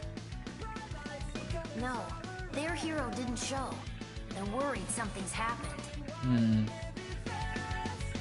It's like how I couldn't handle it after Infinite attacked.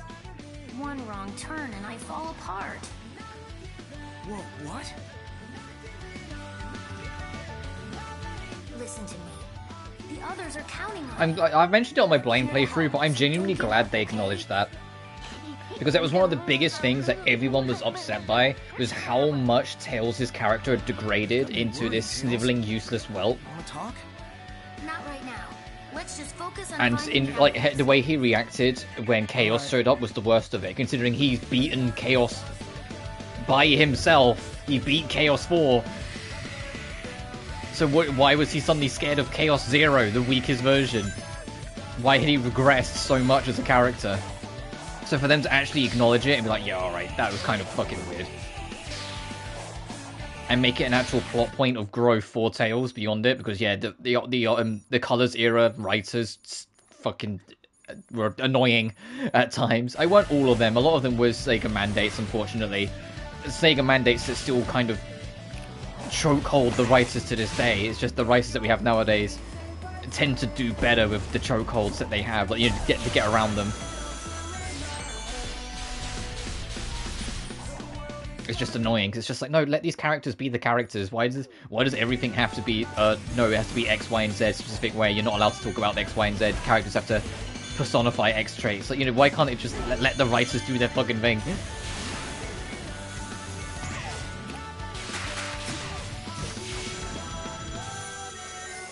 To be grifting. Oh, then did you block them and then go about your day?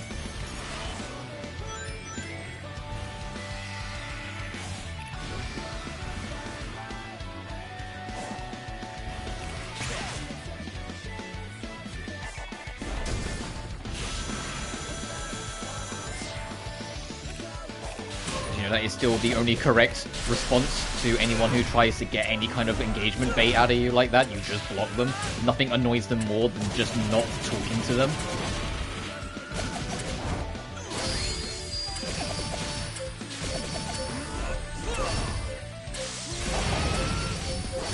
I'm about to. Good. No, don't even give your 2 cents, dude. Even that's no. The only thing they want is the interaction. And you give it to them. Don't even fucking say that. Don't give them anything. That's all. They don't care what you have to say. The fact that they've annoyed you enough to say anything is all they care about. And you've given it to them. Don't give them that. You literally, the moment you see it, you just block and move on. Don't give them a response. Because all you've done is give them what they want. Doesn't matter if you block them afterwards.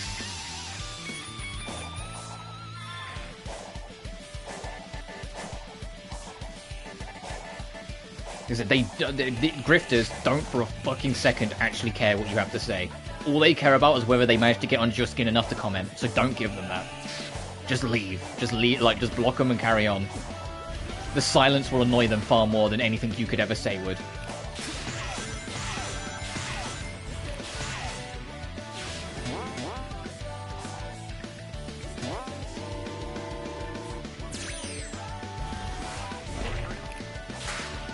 Uh-oh.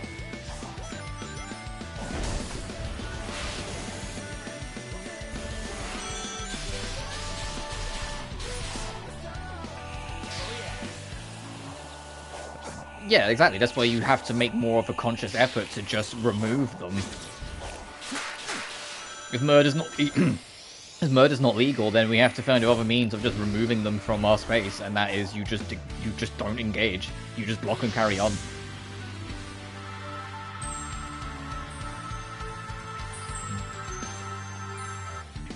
I mean, I get pretty lucky that I tend to not get that too much when I'm on Twitter because, you know, I'm very specific on what I follow and what I engage with, so I don't get a lot of that, thankfully. Can do. I usually only see it when it's someone else screenshotting something that they've spotted online to dunk on it, because, yeah, if you really, really can't help yourself and feel the absolute need to dunk on something, don't retweet it and don't comment. Screenshot it and make your own post, so then they don't get any of the attention. Bonus points if you like block out their name as well. Yeah. So then people can't even go find them. Your imprisonment within cyberspace. The defeat of the Ancients' Titans. Because that's usually how I see some of these. It's just like people that I've long since blocked. They say something extremely dumb, and people are like, "Look, I need to say at least something on this." Of course. But they just screenshot it instead of retweeting because they don't want to give them the attention. You know me right now. Yeah, but I'm still gonna enforce the point every time it happens. Because it's genuinely feel like it's genuinely just the right thing to do. When these troubles come up, you just block and carry on. Your loyalty is founded on empirical data. I can appreciate that.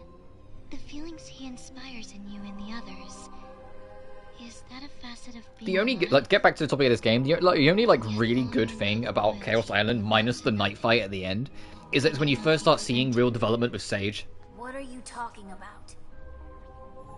Where you start to see the glimmers of her doubt, and Perhaps get it and is like kinder if you don't know. yeah, because the whole reason why Sage is so antagonistic to us off the rip is that she's convinced we'll all die if we try and resist, and it's her developing a person. My throat is really dying. My throat's getting real sore all of a sudden. It's only through seeing Sonic constantly just persevere that she starts to develop enough of a self that she starts to think, well, maybe there is a chance. And not because of any data or any information, but because she believes and wants to believe that there's a chance. Like, she develops enough of a personality of herself, sort of thing.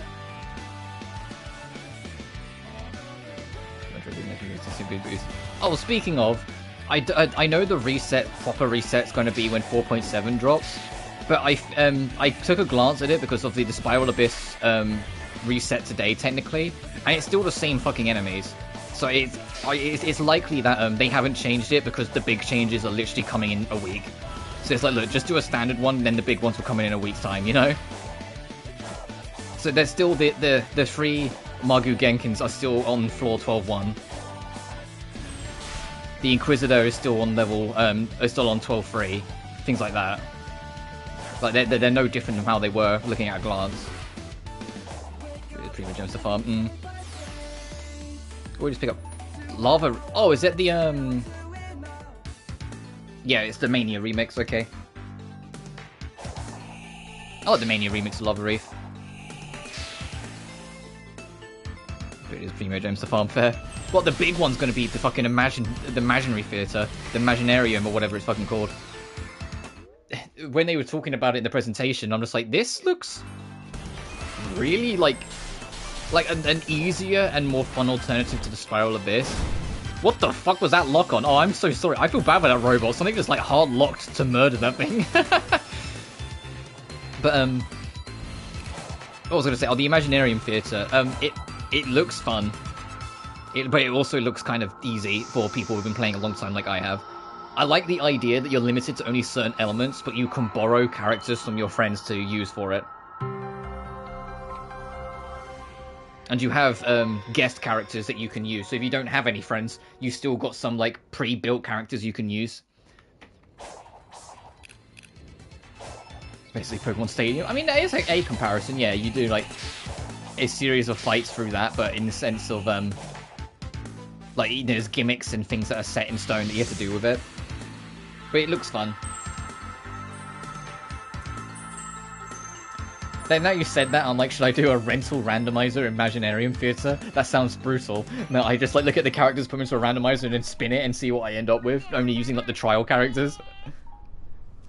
Oh, there's also the story act where like Sonic's like straight up dying because of all the cyber corruption he's taken. It varies. Sometimes it's a spinning sign, sometimes it's a big old ring. No, I mean, what do you want to accomplish? Oh.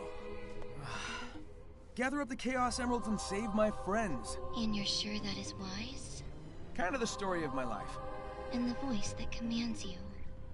What if it is leading you to disaster? If they want to start trouble, I'll stop them too. You certainly make it sound simple. But your arrogance will be your undoing. Look, either stop being cryptic and tell me what's going on, or skedaddle. There would be no point.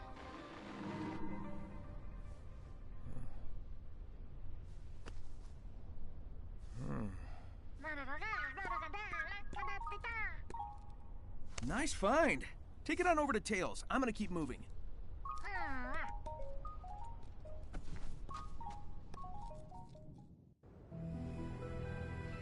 Meanwhile, Possible scenario for your escape. It's about time. Report. After reviewing your entire campaign history, I have found the most optimal course of action is to create an alliance with Sonic. What? But together you stopped the Ark, overcame Neo Metal. You... I don't want to hear it. Those alliances were purely out of desperation. But time is running out. I don't want to hear it. Find me another option. Ark, Sonic Adventure 2, Neo Metal, Sonic Heroes. You'd reconsider.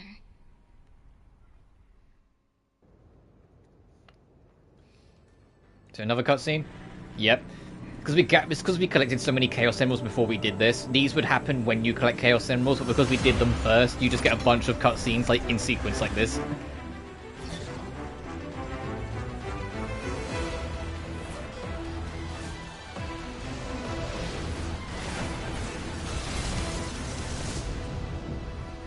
I've lost count of how many times you've saved me from the hazards here. It is my function. I live to serve. You've exceeded your function. I'm very impressed with you, Sage. No, I'm proud of you.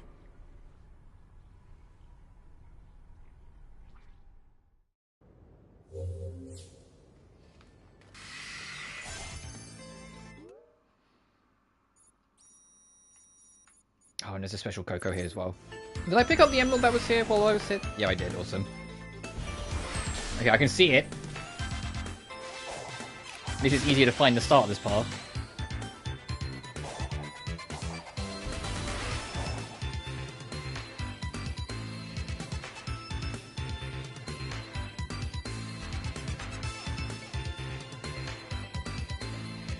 Oh boy. And the camera spins and I see all the lasers. I'm like, oh fuck, there we go.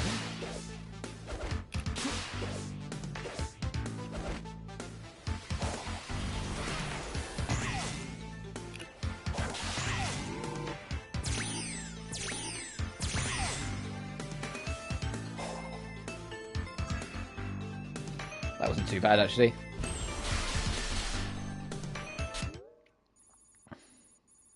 Oh, we're finally going to do the bridge.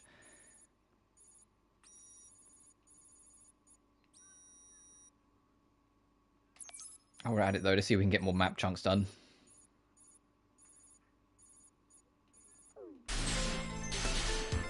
Oh, shit. And try not to get ourselves killed. That would help, too. But my big excitement with Genshin 4.7 is honestly just a continuation of the main story. See what's going on with Daneslayer, see what's going on with our sibling, because we know it's going to be Abyss-themed again. And then maybe Koran. Also, I don't know if it'll be one stream or two. It depends if I want to do Koran's character story as well.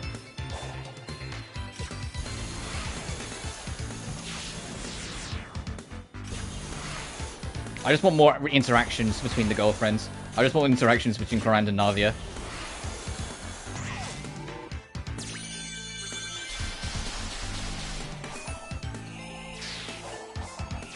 And also, I mean, like, come on.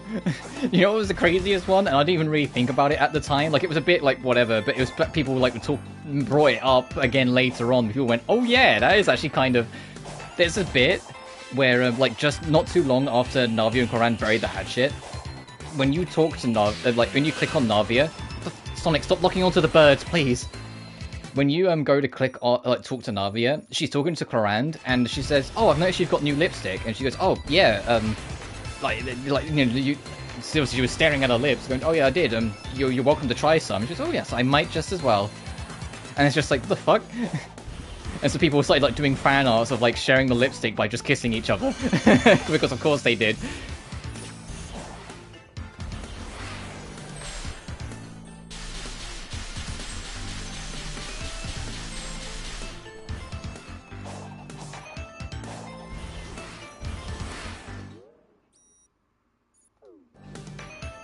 I feel like there would be a map thing up. Oh no, the map thing's here, so it can't be. This is like the fact that it's like this square is just nothing. It feels like there would be a map thing here.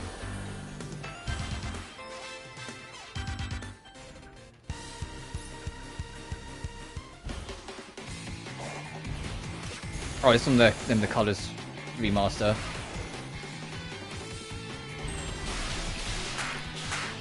I didn't mind the colours remaster tracks, even if they really weren't as... Well, most of them weren't as good.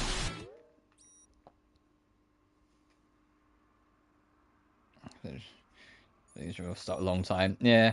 Which I think is a shame, and to be blunt, you really didn't help yourselves with like how like you were so hyper focused on getting the plat. That like you've just like kind of like committed to such a vicious grind instead of just playing it casually every now and then like everyone else does. Like, I do my dailies, sure, but I don't like put any more than like 10 minutes into Genshin's Star Rail combined most days. It's only when like things happen I then start playing it a little more. Part of the reason why it took me so long to get Star Rail's Platinum, because I really wasn't playing it all the time. I just played it when I was in the mood. It'll be the same with Zenless Zone Zero when that launches in a month's time, which is crazy. So long of waiting, and we're finally actually close to Zenless's launch. I can't wait for Zenless.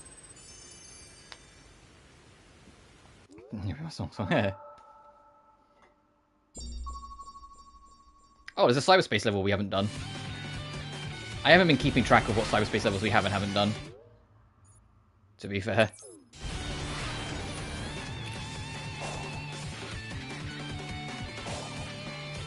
Yeah, fair enough.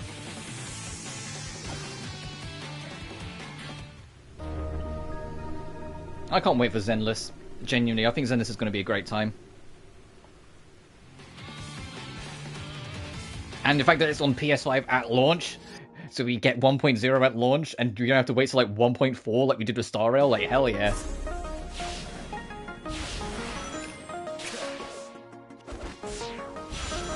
I'm just curious like what like the first banners will be and what... Oh fuck, I just ran headfirst into those spikes. So that is a cheeky ass fucking spike placement. Holy shit, how are you supposed to like just know that's coming?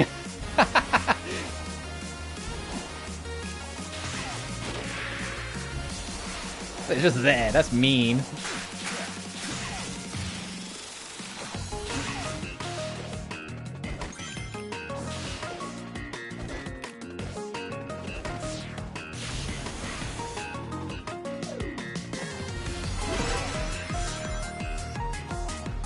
Like usual, our first run's gonna be more focused on just exploring.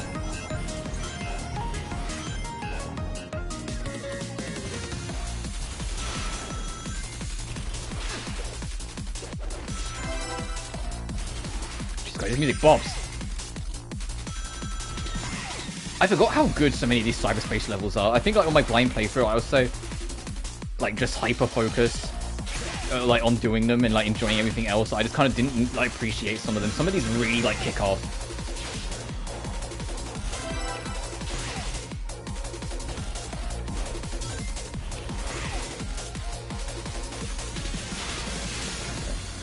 I'm looking forward to Zenless. A team-based, super action-focused RPG with some roguelike elements. Well, I say that every single beta that's gone by, the roguelike feels like it's less significant. Like the original closed test we saw was super roguelike, and like every page that's gone by, it feels like they've put more focus on just being more of like a straight up action RPG. So I wouldn't be surprised if it's more of like a side thing, similar to how the Simulated Universe is kind of like a turn-based roguelike, but it's very much just a side thing. The big thing for me is I love the fucking parry system. It's not just that it's a good parry system, you know, like you hit the button at the right time, you can block any attack in the game, like it, you know, like Devil May Cry style. It's the fact that they've got the most important thing with any kind of parry system in a game. There's one very key thing you need to have, and that is a sick fucking sound design on the parry sound. It needs to sound like you just parried a god when you hit a parry, and it does. When I hear it, it's like it's so loud and visceral, and like you feel so untouchable when you land a parry in Zenless, like all the footage I've seen. Because they have like a really like visceral, almost like a metal pipe shattering sound effect when you land a parry.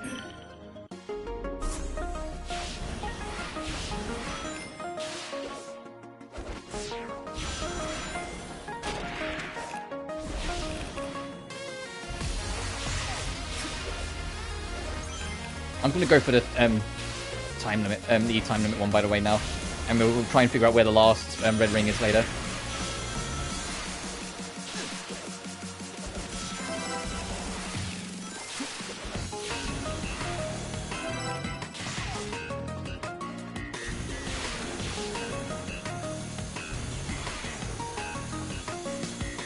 And I love the character designs of Zenless.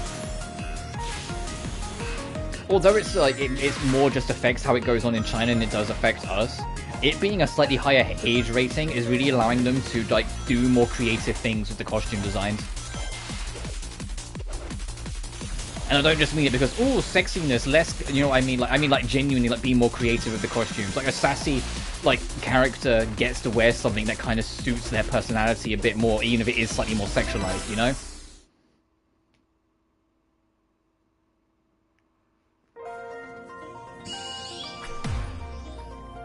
Oh, God, we need to be 3 seconds quicker. The tracks we've heard of Zenless, I like them. They're not like big heavy metal tracks, sort of things, but I liked them.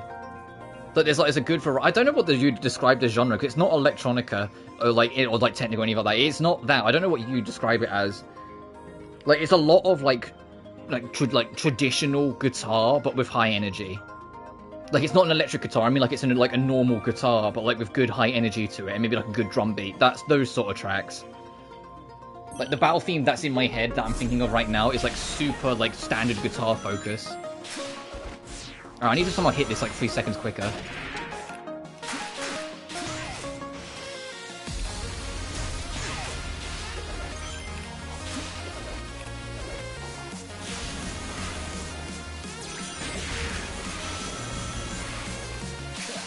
And I also like that your main character talks so much, like, in the base of it. Whichever, like, main character you pick, they're actually pretty vocal because they're, like, part of the story and part of, like, a respected organization that they haven't been part of for a while. So people talk to them and know them personally, and, like, they talk back, and it's like, oh, it's so nice to have a protagonist that, like, in a Hoyoverse game that actually, like, speaks up more often than once in a blue moon.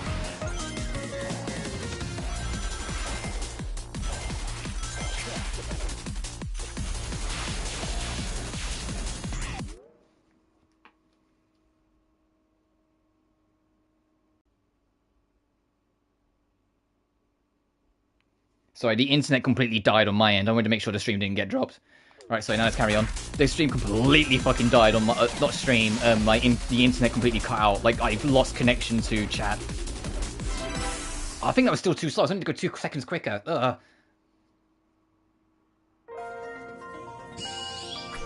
Yeah, I need to hit it, like, still 2 seconds quicker.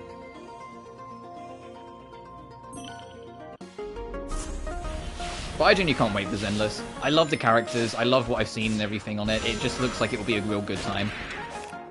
I don't know how much I'll commit to it, because fucking free gacha games ongoing might be a bit brutal. I think I've got an idea. I don't know the title of it. It's just it's like literally it was like Beta Track Battle 3 or some shit. You know? Like I don't think any of them have official names for like Zenless tracks yet.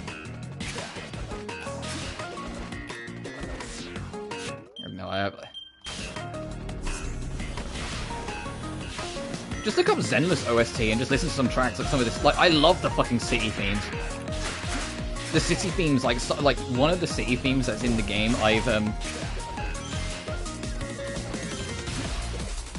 I want to kind of aim for the woman. I've already put my playlist on my phone. I think it's such a jam.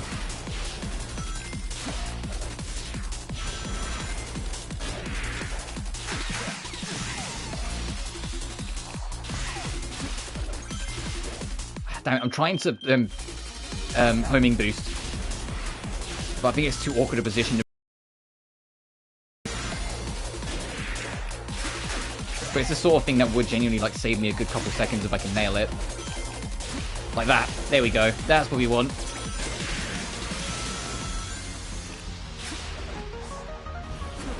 And then we just wasted the second we just gained immediately. Fuck.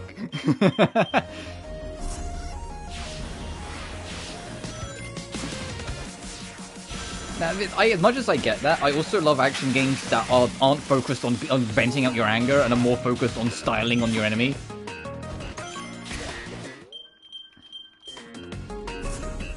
AKA, like, why I love Devil May Cry. Devil May Cry gives you the options of both. You can be super hyperactive, everything must die mode, or you can, like, stunt on them. And it's why I love the more, like, catchier music.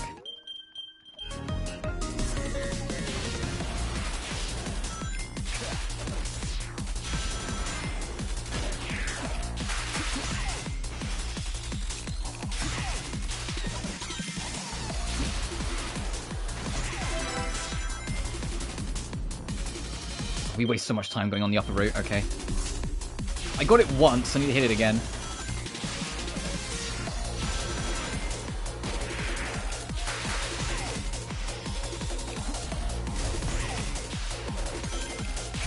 Ah, oh, damn it.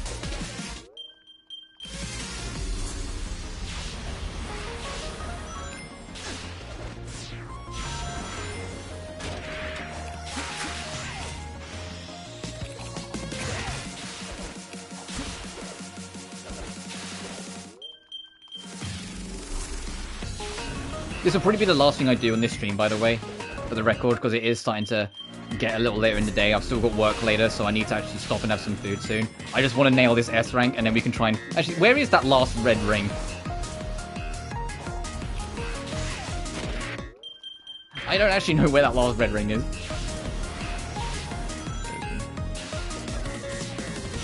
This is, I get that. I love all of them. Well, I've come to love all of them. Some of them I wasn't too keen on at first, but it took a bit. But like for me, the ultimate encapsulation of like a Devil May Cry theme, and the reason why it was so insanely popular is because a lot of people felt that way, was fucking Devil Trigger. Devil Trigger is such a pure-blooded Devil May Cry spirit theme. Because it is about not only like dealing with the enemies and being better than them in every sense of the word, it's about styling on them. Being such a superior force to them that you feel like a god, but like a god that's fucking with them. I mean, obviously, like, I'm not counting Buried Alight when I say my favorite because that's unfair. Buried Alight wasn't just a character theme, it was a swan song of the franchise, so of course it had to be fucking extra. But you know what I mean.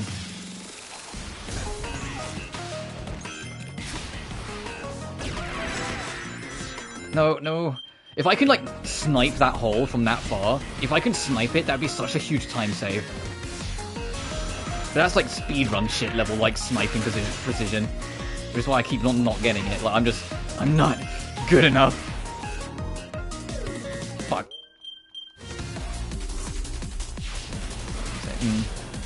Because a lot of people have to remember that. It's like, Buried Alight wasn't designed to just be a song for Virgil.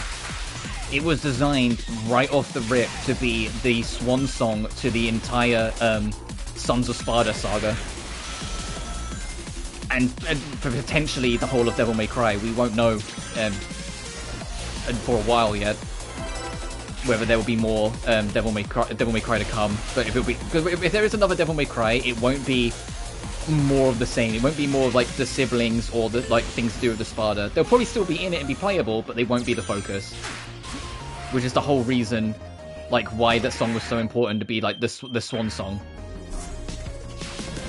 And why it had to be, like, it didn't have a choice but to be, like, the highest order. It's why I have such an insane respect for Casey Edwards, because that was, I can't even begin to imagine the severity of the pressure he would have been given to do that. Hey, you're gonna make a theme for not only one of the most iconic villains in gaming, but also to send off one of the most iconic franchises in gaming. Good luck. I would have cried. I would have buckled immediately in his shoes. But he did it. He rose to the fucking challenge like a god he was, and did it.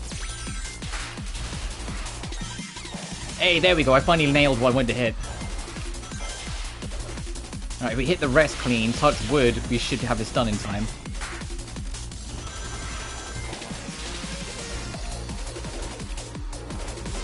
Yes. Right, now the only thing I'm missing is that last red ring, which is like right somewhere near the start of the level. And then we can get out of here.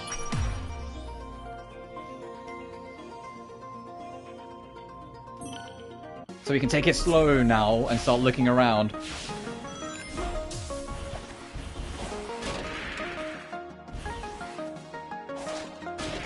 How far down does this go? Okay, no.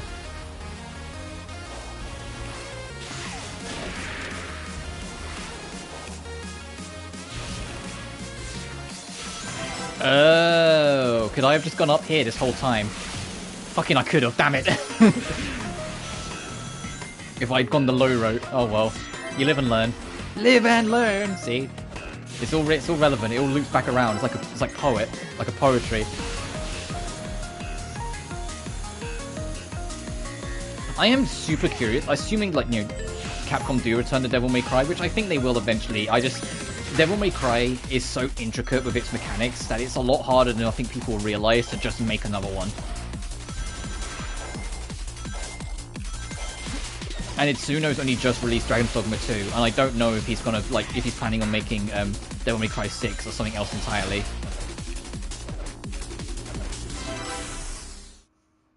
But I'm super curious about what, like, a next saga or next era of Devil May Cry could entail.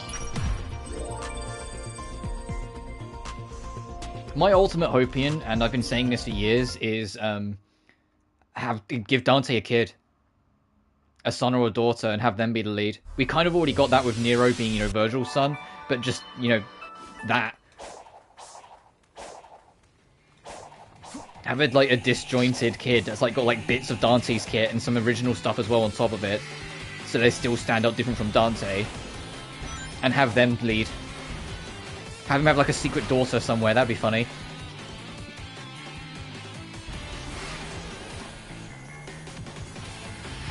Anyway, I said after I'm done with that, I'm going to wrap it. So we are going to do just that. I'm just kind of running around like a maniac because I can't help myself, because this game's that kind of game where I just want to keep on moving. I'm going to land straight on spikes. I was going to fucking say, are you serious, game? Hear me out. Alright, I'm listening. I'll make it the last thing before I wrap.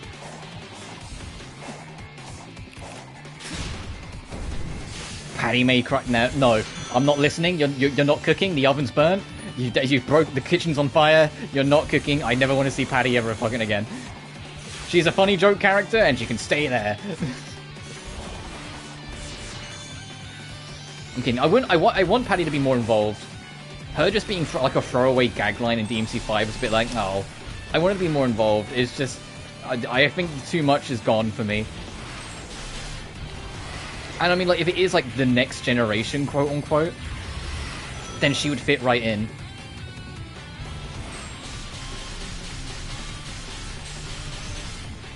If they, like, in all seriousness, if they do decide to do, like, a next generation thing and make it the kids of, Patty would fit right in.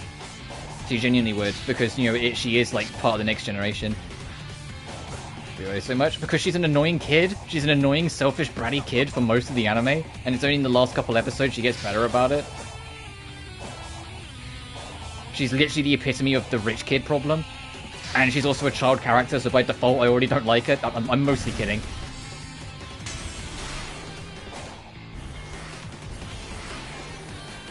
I say mostly because I do have a track record of just anytime there's like a child-esque character in anything, I just tend to not like them. It's very rare for a child character to be something that I'm like, yeah, that character's cool, they're alright. It's more times than not, I fucking hate them. Or maybe not that aggressive. Sometimes they're they're kind of harmless. They're just kind of whatever. But I digress. I'm gonna wrap.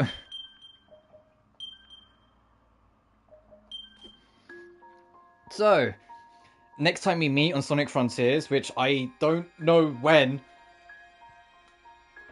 because there's so much other stuff I want to get on top of, and there's so much coming out this month, but when I get to it, we will finish off Chaos Island. What I might try to do is next time I stream Sonic Frontiers, try to make it so it lands on a day where I'm not working, so we can try and get the game done, because I think we're like 5-ish hours off finishing, so if we can make it so we can have like one good like 5-hour blast to clear it,